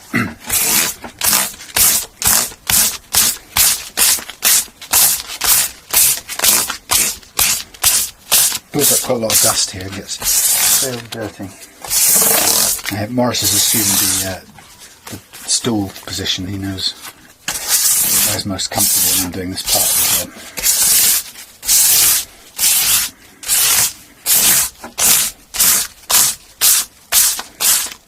So I'm taking the time to do a bit of rubbing with the sandpaper on the edges, because there's no harm in also getting rid of any sharp bits, because remember these are new frets, so they could still be in places slightly sharp. So a quick run over like this will go a long way towards making them even more playable, and they're pretty good already actually, if I may say so myself. Okay, so back to the 600. Again, always focusing on getting rid of those 220 scratches that I put on with the fret leveling file.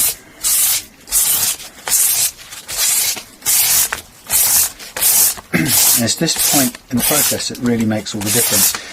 If I moved too early onto a much lighter grade, like 1200, and then onto the micro mesh, we end up with these 220 scratches still in the surface of these frets, and the lighter papers won't take them out, and you'll just feel them when you come to bend your strings, and it's a real disappointment if you've done all that hard work only to find when you get to the end of it you've got crunchy frets.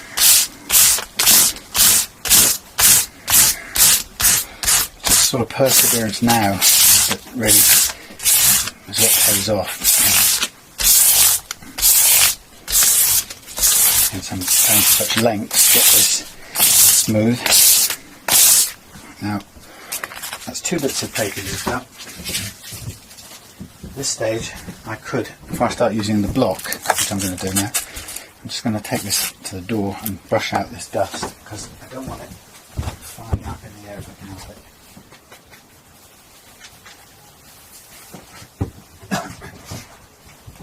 I don't want breathing it all in if you don't have to. And of course you don't have to. So I've got my foam block. and I'm going to load it with, again, the 600 still. I'm going to use this to run up and down now, and I can sort of still press straight down with it to bounce over the frets, up and down. Looking quite nice already. Certainly better than the raggedy old things that were in there before.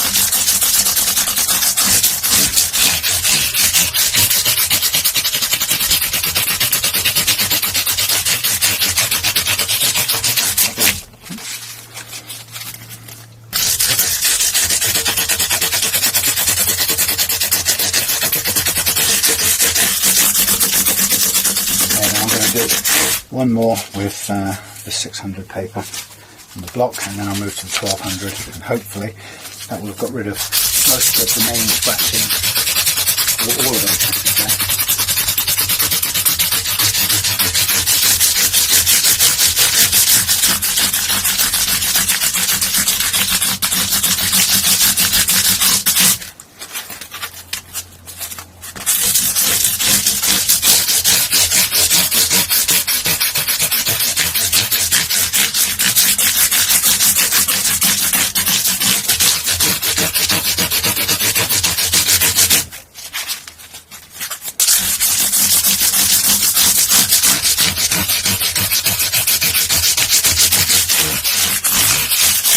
Right, that's the 600s done. Taking it away and then move on. I'm going to do 3 1200s, I think, something like that. Again, I can stay on the block.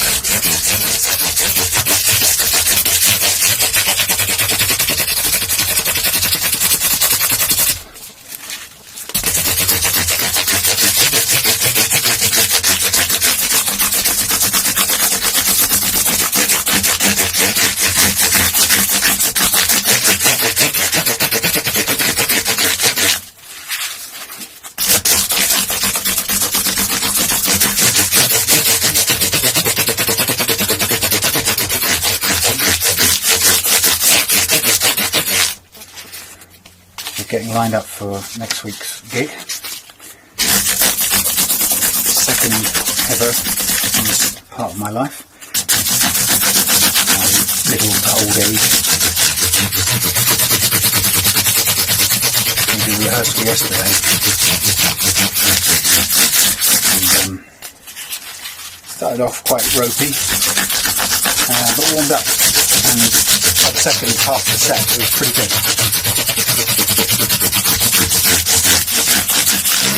And finished off with a comfortably numb rendition that still isn't great as far as the whole song goes, because we're not very strong. I'm not ideally a singer and shouldn't be doing it, but our singer yet to connect with him since the last gig, because he's got other commitments. But when it came to the solo part, which was pretty excellent, and I used the Rally Les Paul in through a zoom pedal into my Roland Cube, and it sounded absolutely brilliant in the hall, which isn't great acoustically.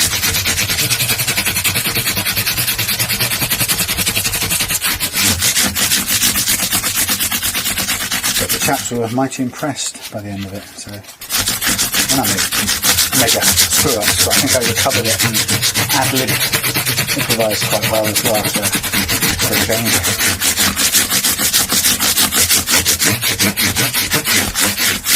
I guess that's what happens as you get a bit more confident.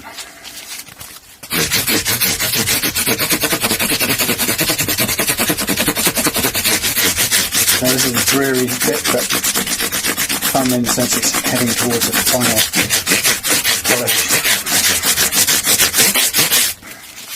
This is an older set of micro mesh, so it's not quite as lively as others. The thing is, I've got the same job to do again now with an Ibanez over there. It's a bit tedious.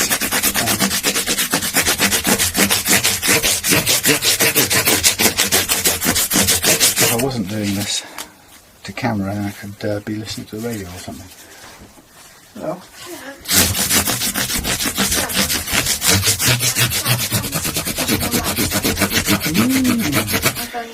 teenager gets license shock. And the only thing I felt a bit odd about was volunteering his organs. Yeah, give his organs away. Without him having a choice about it. When you say provisional, you mean a CBT? No, or just general it's provision? a professional licence, Right, which means that he can then apply for a CBT. You've got a CBT in So mind. the next slide, the next thing is for the CBT. Now, with a guaranteed pass of £118, you don't have to cancel your bike without driving. Yeah. And that's in Woolworth. That's the nearest one. I did that so long ago. Did you? Yeah. And they go through everything. They're guaranteed, and they say, they take them through. Talk about clothing, safety, helmet, equipment. Also, your licence and eyesight will be checked. So you think that? Introduced So to the give him that bit as his birthday present, halfway to Yeah. independence. And I think I might talk to the trust. Yeah. Worth to go. Worth to go. Right to go, yeah. So what do you think about what I asked him for? What will you ask? What do I ask him for? The cost. Yeah. Oh, that's another thing. Off camera. Yeah, what, 5? Oh, Up to right. 125? A scooter. Well, you can do up to 125 when he's done TBT. yeah. Well, like 1,200, 1,400 quid, no more, something like that. Is that you? No. Definitely. You can pay any amount, Right. but But for him, 1,200 quid. would it be safe, would it? No. It's not safe at all. But No, but doing as safe as you drive anyway. yeah, I mean, what do? You train and drill sense into them and hope that they learn their own lessons, or do you refuse to let them ever touch a motorcycle ever, and then they will anyway when they feel like it, and you've got no control. So Do you think it would be better to get him driving? well, it's safer in a car, but the question is, who has the money? He's not going to get a car, is he? I mean, the bike is something he can maintain if he gets a job easily. It's cheap to run, isn't it? Yeah. It's just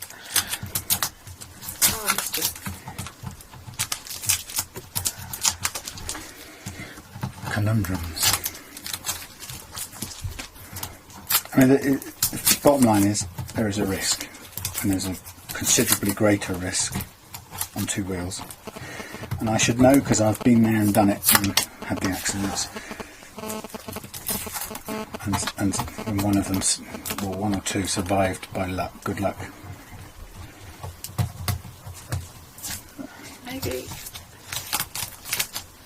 maybe then it's But then again, it's about doing it for a year until he gets some money to road, spend. well, people say if you're going to learn road sense, you'll learn it on a bike before anything else. Yeah. If you, the other thing too is that he's not a lot more vulnerable on a scooter, possibly less so than if he was cycling Tavistock. So, Especially on that road. and you'd have a better helmet on a motorcycle than you'd have on a Well, how far cycle. is he likely to go, really? Well, who knows? But that's the whole point about freedom, isn't it? I mean, really, my primary concern is that Gets out.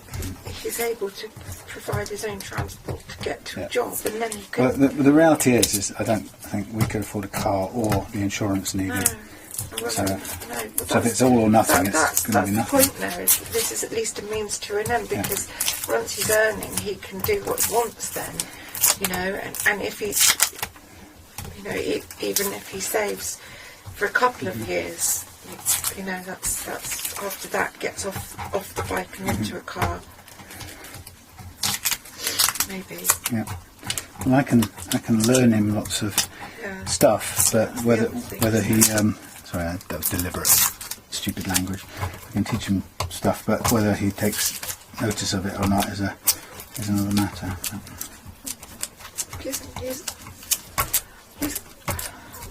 He's not a risk taker, is he, really? Not really. Doesn't even come downstairs.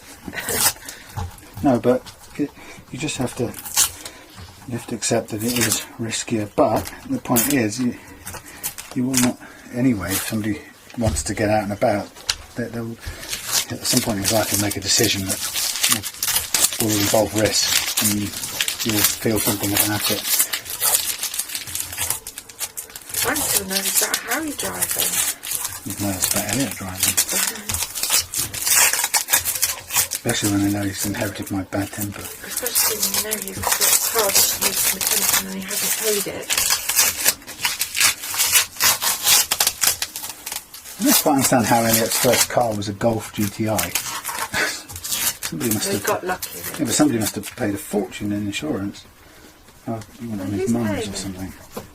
Yeah, but even still, can you imagine trying to get a 20-year-old insurance on a Golf GTI?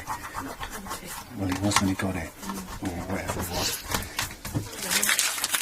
Yeah, It's probably cheaper than taking kids for lifts everywhere and forever, isn't it? But then imagine if he had an accident on it and you thought, oh, it was all because I didn't want to take him for lifts. Just saying. But there's a transition period, and it's got to stop at some point. Yeah. And he's got to start being responsible, and I can't. So, live in the Relove Guitars workshop, just background life going on while I'm doing this. What do you think, viewers? Should we help Thomas to get a scooter to get him out? We live in a village. We live 3 or 4 miles from town. And there's no bus. And no bus, and we're, we're certainly quite away from any employment.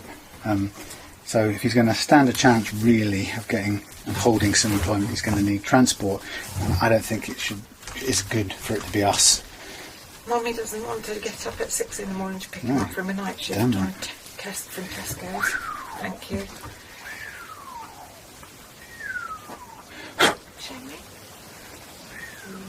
It's never had frets that good. But you can say it's never had frets.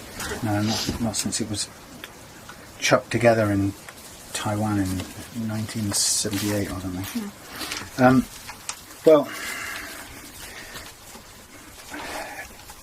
I don't know. If you, it's riskier if you teach people the basics and help them to find out.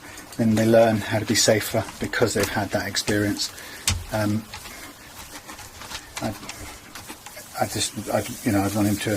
want to help him to approach it with extreme caution. Just as anything that's got risk involved in it, but you can't protect him from everything. And I think he needs some independence and some. I think the other thing is that from my point of view, I just can't keep taking him everywhere forever. I mean, I don't mind doing it. Because I'd rather he get out than be in his room always, you know. And in the warm enough to sit out in. Because you know that, but it's kind of about his own independence, and it's about him relying on himself instead of us now a bit. Yeah. You know, and I know that. I think for Thomas, I wouldn't even like him to get back on the bike, to be honest. I'm so safe and sensible Yeah. now. I think for Thomas, if he could get into Tavistock and do a job at the new Tesco's or something for a while, right, that would be the making of him, because it would give him some real world experience which he hasn't currently got and isn't likely to get any other way at the moment. So I think it's critical that he doesn't miss.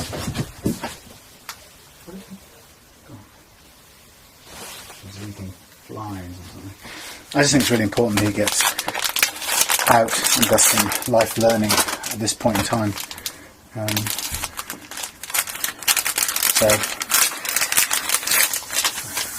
And you know, would I feel terrible if he had an accident on his bike? Yes. But would I feel terrible that would I want Elliot not to drive a car because he might one day have an accident in it? No. No. I mean, I just think... Would I have wanted to not drive myself on a bike? No. If Thomas can use it as a means to the next step, because I can't afford a car and all the stuff that goes with it, and I wouldn't do that even if I could. Not, you know, he needs to be able to support that himself. That's just too much for me. I know he's got friends whose parents do. Well, he's got friends whose parents have both got jobs and savings and things.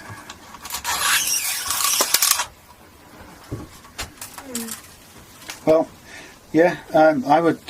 That would be a. So how's this for red tape, rubbish, stupid things? You go online, you fill out all the information. For which the CVT? For the license. Provisional license. You give them all the usual national insurance, blah blah. So you fill it all out. You think, right, that's the end of it. You pay your £34, and you think, right, you know, that will arrive. So no, what's going to arrive is a form that you then have to fill out. Ridiculous, isn't it? Absolutely ridiculous. So what's the point of doing it online then? If you only got. So if we go to Thomas for his birthday, presented him with a fait accompli on the such and such of September, you're going to do a CBT, and you know the trust is going to blah blah second-hand scooter, de facto. Do you think you'd like that, or do you think you'd just hate us? I think it would really frighten him a bit because he's so procrastinating on everything he does that he'll probably freak out a bit, but I think he'll probably get used to the idea. Because in a way it forces his hand because it's one less excuse as to why you can't. Or do you think it will end up not taking it up or finding a reason not to go or not accepting a scooter? I hadn't thought of that. No, maybe the other way to do it is to present him with his licence and say, now, you can this or you can that. 200 quid towards a car or 200 quid CBT. I think you'd have to know whether there was some help from that trust. I don't know how he actually feels about it. Well, I checked him the other day and he sort of started to make excuses. I just think he's a bit nervous. Yeah. He started to talk about, well, it would have been better a year ago, but I'll look a bit silly on one now next year when my mates or something. Oh, yeah, well, I said to him, you don't have a helmet on, no one will know it's you. Yeah. So I don't, it was a bit of sort of, no, don't, but I think it was just probably, don't make it come true. Getting used to the idea. I'm sure it is a bit scary, especially... Oh, crap, that was way too much. No, not really.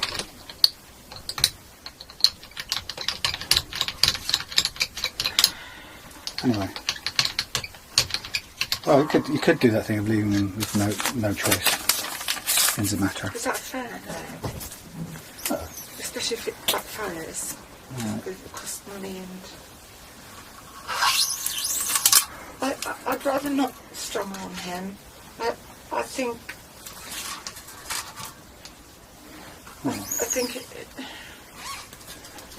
he needs to decide what the next step is, really. And I know he won't take it quickly because I know he'll put it off as much as he can, but I think if we force his hand a bit and say, look, you know, this has got to happen so that you can do your next bit of life without your embarrassing mother and father being behind you. Well, let's figure out whatever way you're going to put it to him then.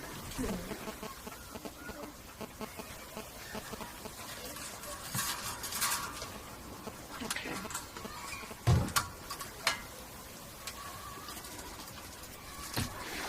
So, I'm just restringing with the playing strings now, and I will do something else.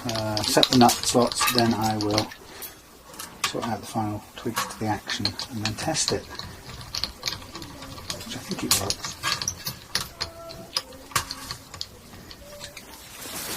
Okay, thank you. Okay, see you in a bit.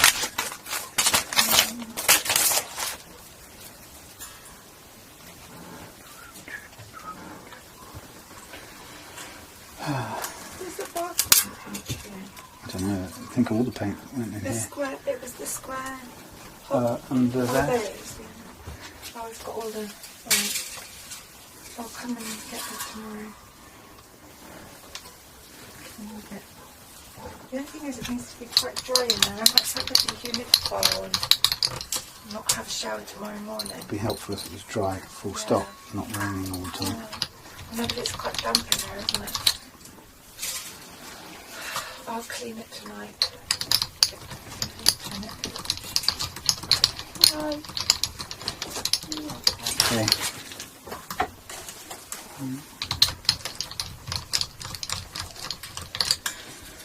Okay. Ooh, restrung.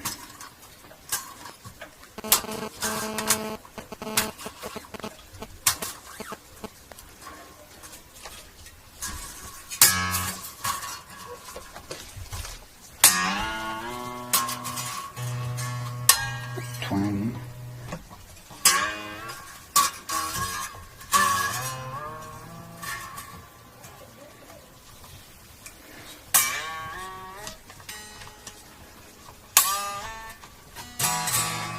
Okay, so let's just chop off these extra bits. If I knew where the chopping device was. It is here.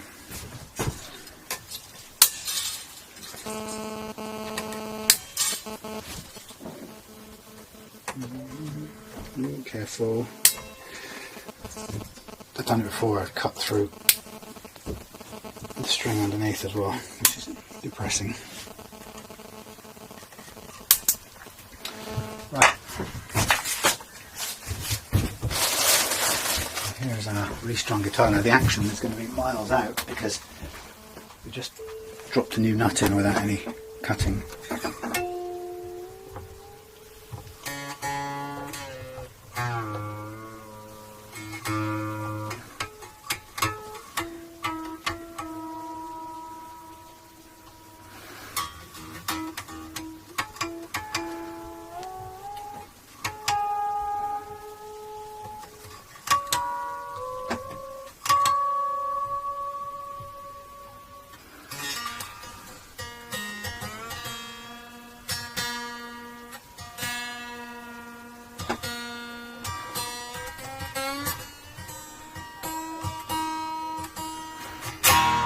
Ooh. Right, there's the thing starting to come to shape, to come together. Don't know whether this finally glued on. I think it did. That'll do me. White toggle. It's unusual. We usually get black ones on this, but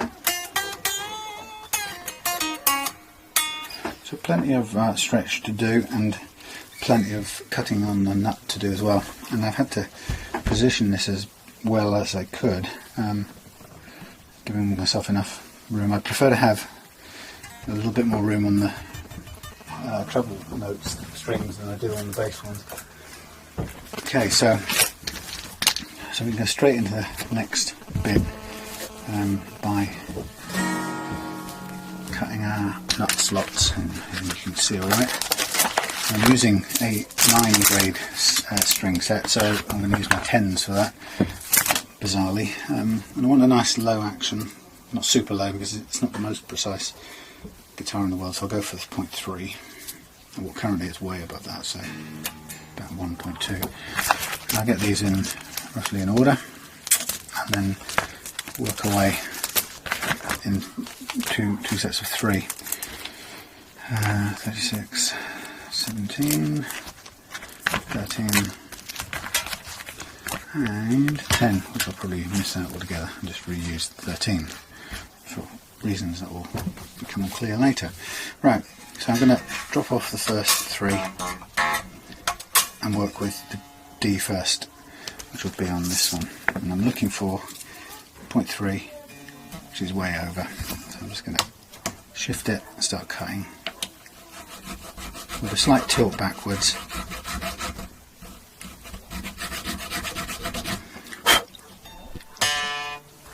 Going to get probably quite deep cut slots in this, but then we can reshape the whole nut afterwards to bring the volume of the bone, the material down.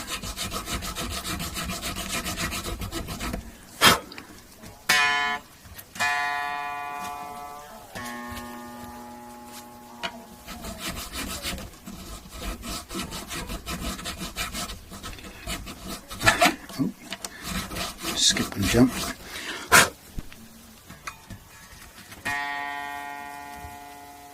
Getting there. I'm hoping is that this, what my aim is to make this as fun to play as anything else I've got. Now, it's not easy to do. It's still a plywood K at the best of times, but with a good set of frets and a well cut nut, there's no reason why it shouldn't play quite well.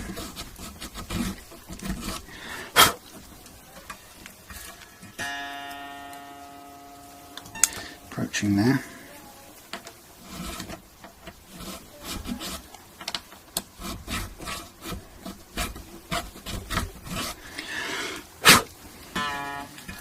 So we'll get the D done, and then move outwards towards the low E, and then we'll put some graphite in there to help the travel of the string.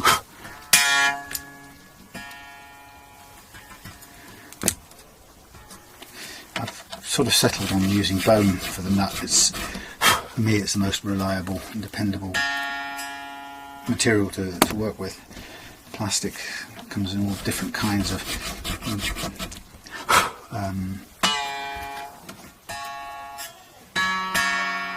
different sorts of plastic. It behaves different ways, sometimes refusing to cut and sometimes binding against the file, making it very difficult. So I would prefer to work with bone, because you know what you're doing.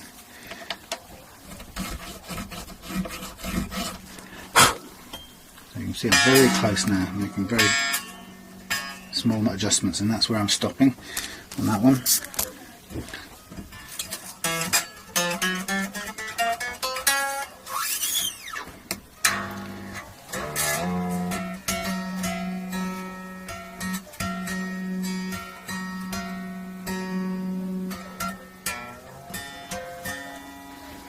Okay, next blade, next file, the 36, and there we go again.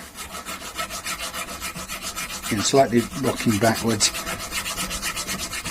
Got quite a lot to take away from the first go. You can see visually now that it's nowhere near, so I can just drop it off and carry on. We get to measuring it the closer we get. Lots of dust going everywhere there. Still too high.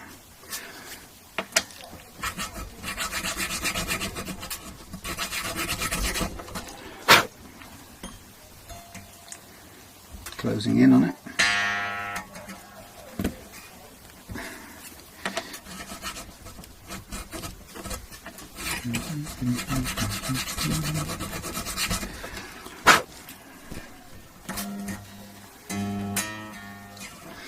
This getting the height of the first fret, the action of the first fret right, is such an important part of getting the guitar to play well. And certainly in my years of playing before I started doing this, nobody had ever made that point to me very clearly, so I've since discovered it. Those are about the same right now. I'm going to stop right there. Yeah, since sort of discovered it for myself, and always take the time on this now, and you'll feel the difference. Particularly if you I was to do it to your guitar, you'd suddenly have a guitar that felt much easier to play.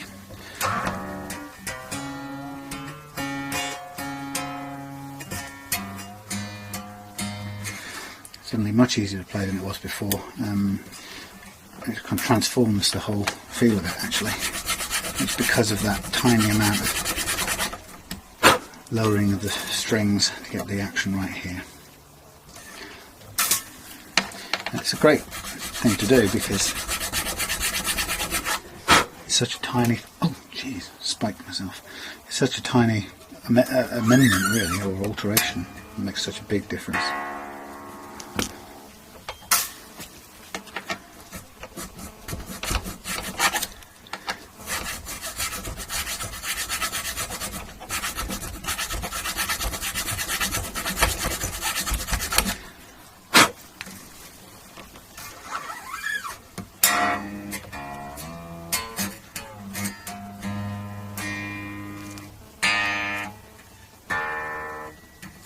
the height still there.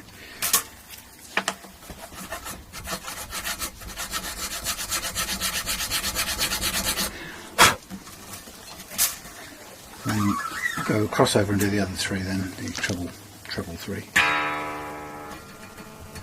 Still quite a lot of height there.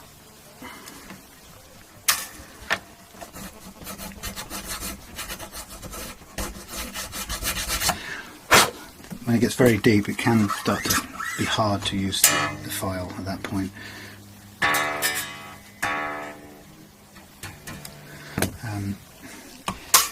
But we'll should just about make it, and then we'll shape off the nut afterwards using the sanding beam and taking the strings off one side. That's almost there. Stop there. Now I do know I'm just going to revisit these other 2 because they're still a bit too high for my liking.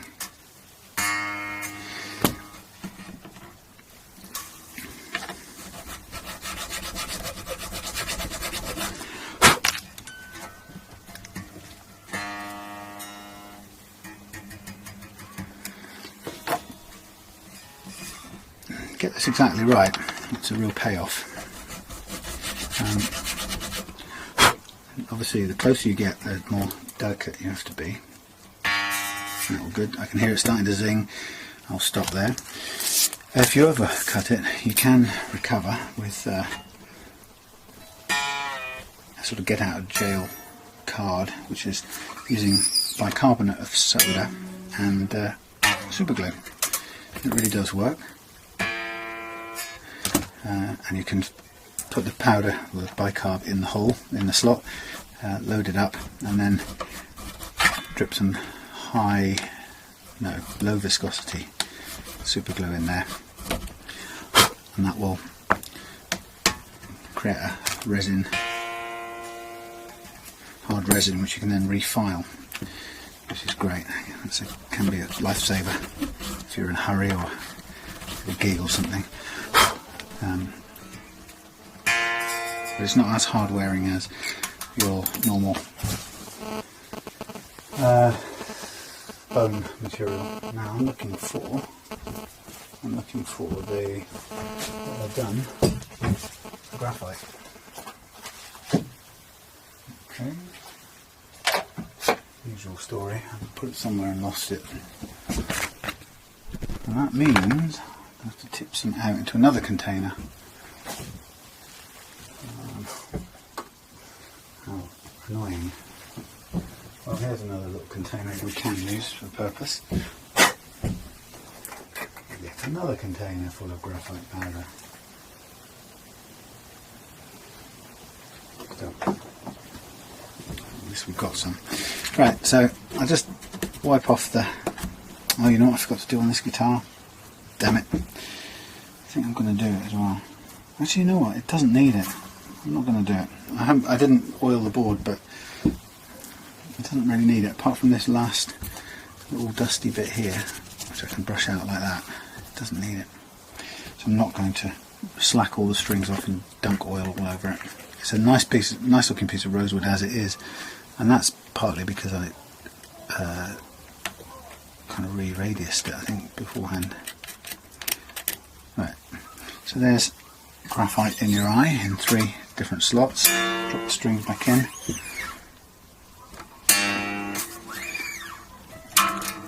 Blow the excess away. Get it up to tuning.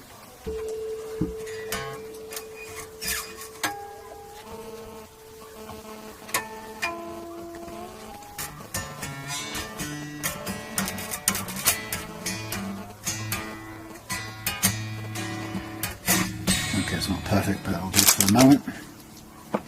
Now we'll move up 3, so we'll move to these 3. Drop that one off the side, drop that one off, and then we'll concentrate on this one. Loads of room, so we'll go with the 17 here, first of all. You've got to be very careful now at this place. This is where it's going to go wrong if it's going to go wrong. So you need to be just patient and cut slowly and gently.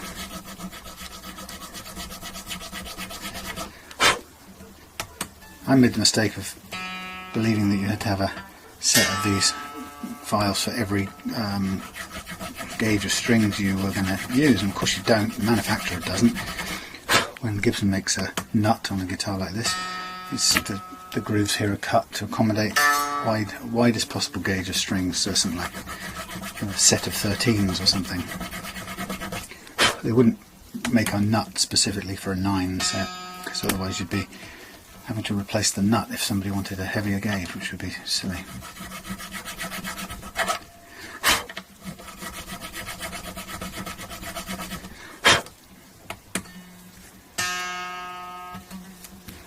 So, going alright so far. Keep that angle consistent, tipping backwards, but not too far. I'm just listening out for that first little zing as it starts to touch the feeler gauge. Not quite. Yeah, the rosewood's looking nice on this, courtesy of that refinishing with the, or profiling, sanding. So it doesn't really need any other work to it.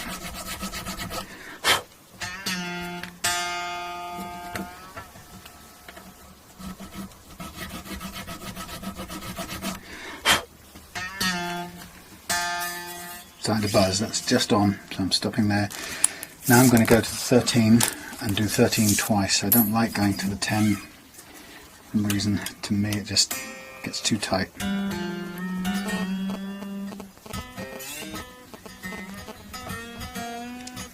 Just need it. I need the string I'm working on to be under enough tension that it's going to guarantee to sit down in its slot, not get stuck at the top and mislead you, because that could cause a lot of problems. You end up overcutting and then suddenly it pulls all the way into the true depth of the slot and you've lost your chance.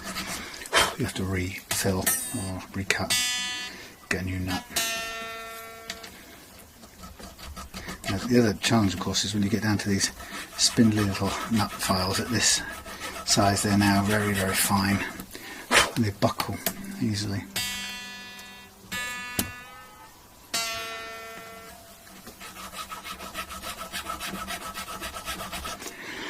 So I'm trying to support it and ensure that it isn't going to buckle when I'm doing this. Hard to do. It wants to, sometimes it wants to grab and stick depending on how you're pulling it.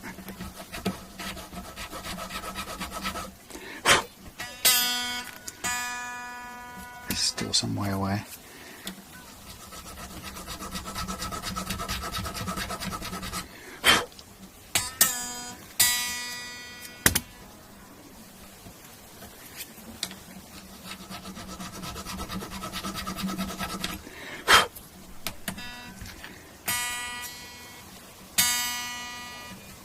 Still room.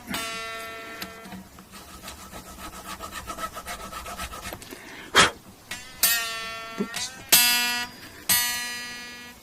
Nearly.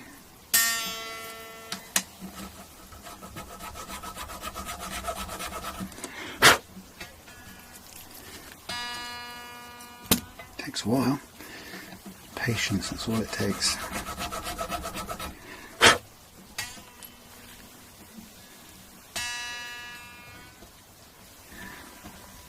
If you think it's not cutting, check it visually. Make sure that you're not creating some sort of terrible problem by having it lodged.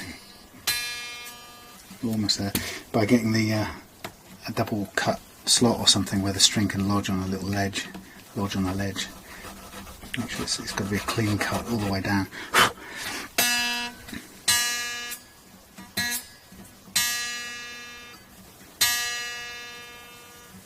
Very nearly there. One more little wisp of this. Or two. It's a great thing about doing this very carefully, you can get it so precise.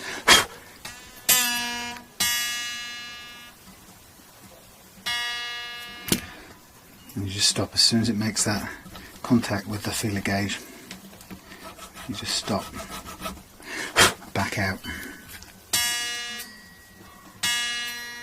That's pretty close. It's actually still a little bit too high, so I'll just give it a tiny bit more.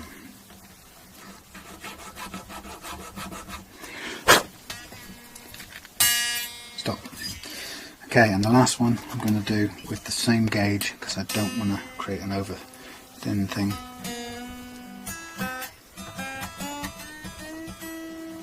Again, tension is really mainly for making sure that the string sits as far down as it needs to in the slot.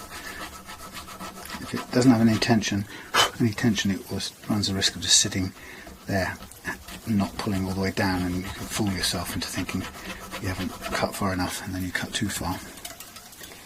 I've been caught out more than once.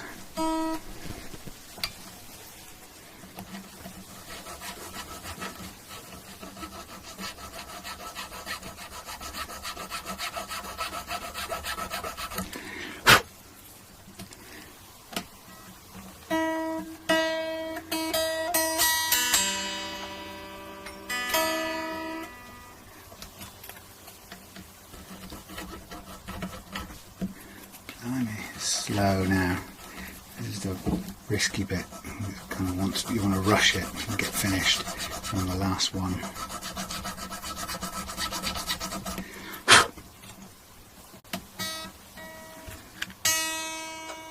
Still a millimetre or so to go.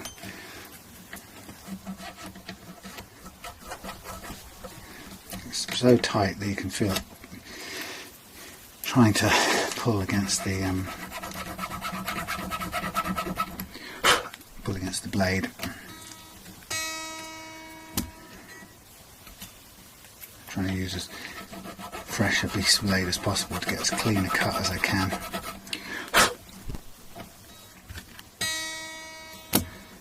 Just patience.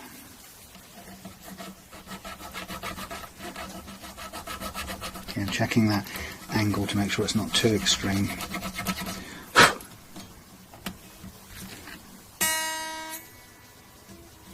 Heading there.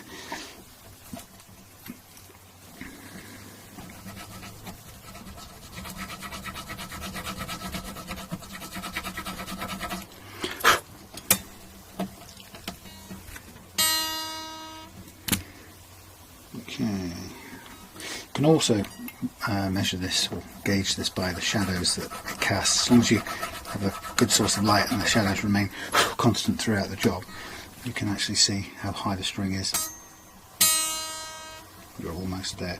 You can see how high the string is off the feeler gauge, or the fret, even by the way the shadow falls. And you can pretty much get the first one right per the feeler gauge, and then just do the rest by eye. In fact, your eye, I think the eye is incredibly precise in this kind of activity, but you can also be sure that you won't go far wrong with using the gauge. So I'm going to stop there for a minute, and we're now going to get the old string stretcher and just give it a couple of tugs on here. Those top high notes haven't got a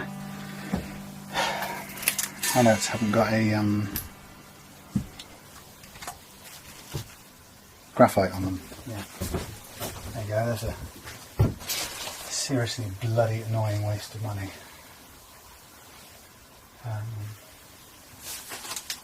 Actually cut me as well, swine. 11, it's not a 9 in the house, is there? 5, 6, 9, and I think I have to open up the whole packet of strings. I had a spare one that came with a set last week. Where did it go? It's here. There you go. Spare 9. I think it's a 9. Let me just check. No, it might like to be a 10. It's not often that happens. No, it's an 8. Wait a minute, wasn't it an 8 surely? It is an 8. Damn. Let's have a go with it. It's not going to go in anything else, is it really? Let's see what it's like. I'm sure it's not going to be that much of a difference. Yeah, it's very rare for that to happen. I haven't broken the string doing that part of the thing before, so well, not for a long time anyway. That's bleeding annoying when you do, because that's a packet of strings pretty much chucked away. The problem is you never end up breaking the other strings, or hardly ever, so it's only ever the E string you're out of. And who buys singles anymore?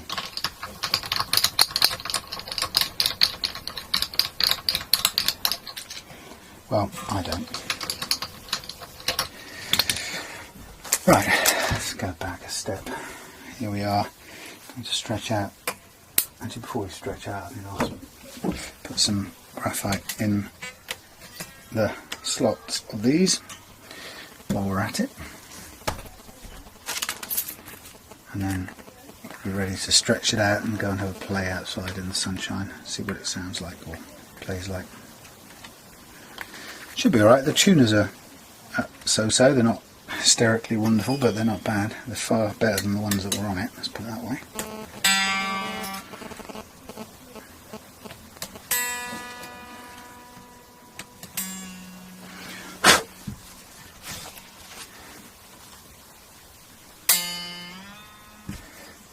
I was hoping I could just stretch this a bit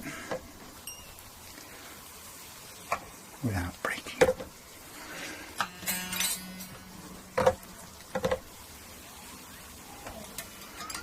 Okay, I can see already how low the first fret action is on this. It's going to be quite nice to play. I just hope that the refret does it justice as well. I think it will. I've got a good feeling about it.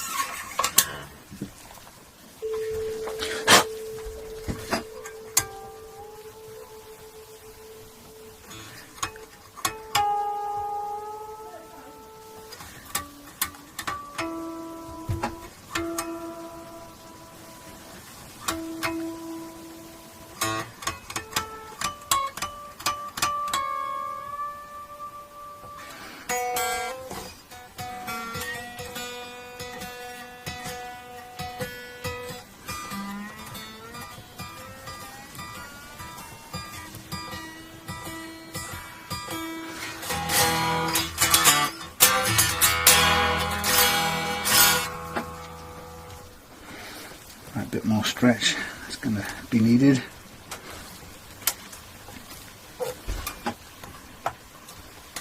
Nice to hook it up to the amp and see what we've got.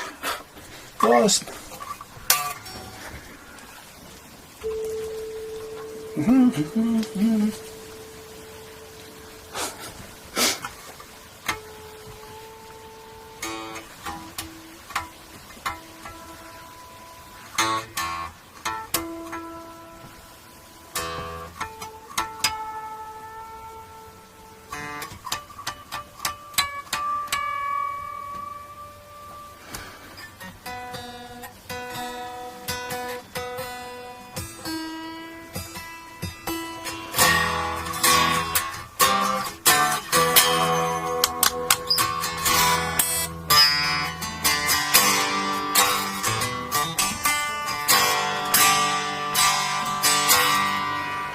Well, currently the action here then is set on 1.4 and 1.0, so that's a pretty good low action for an old K.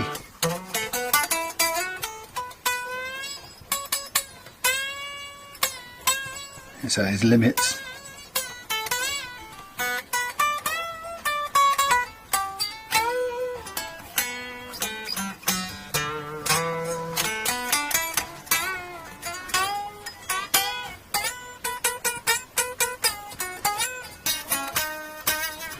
Yeah, that's we'd have to do more work with fret leveling. I backed off a little bit, and that's the price of it, I suppose. It's I have to just hook the action up a fraction, but hey, it's not bad for a 1980s thing. Let's see what we get.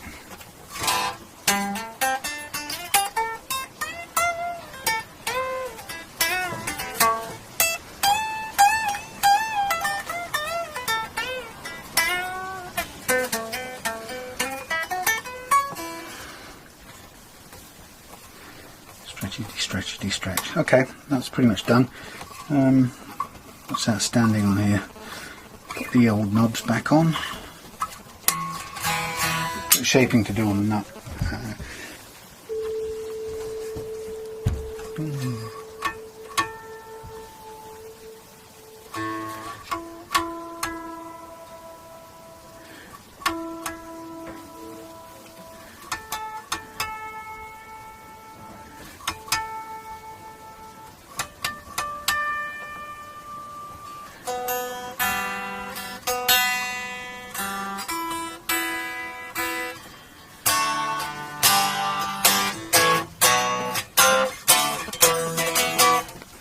It's going to play very well, I can tell.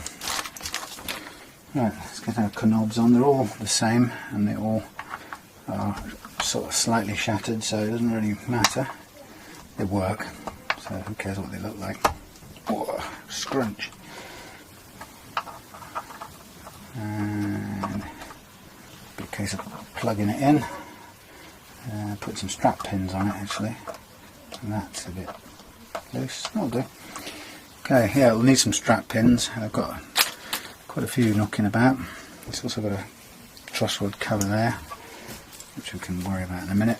Let's go for some strap pins. Take outside for some sunshine. Strap pins complete. So efficient and effective.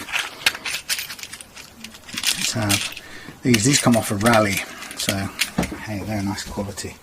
Let's chuck them in here, and they start off already being bigger, so it's going to make a tighter seal straight away. There we go.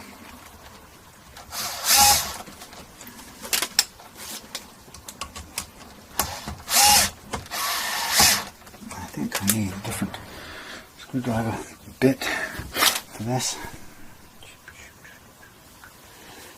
I'm not sure which bit. That one. There we go. So there's a quality upgrade to start with.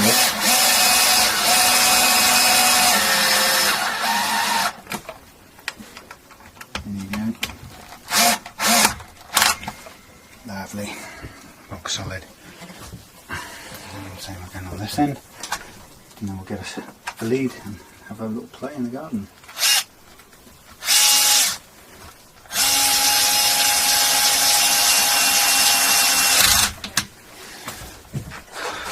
Lovely, lovely. So where did we put the leads?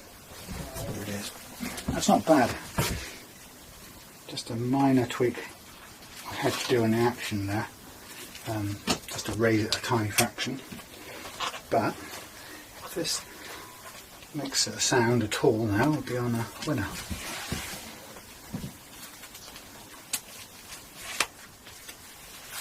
That's done a very short strap.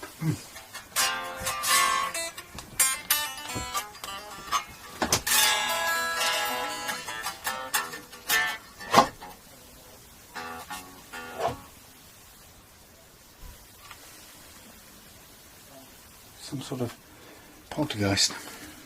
It's a bit high still over that first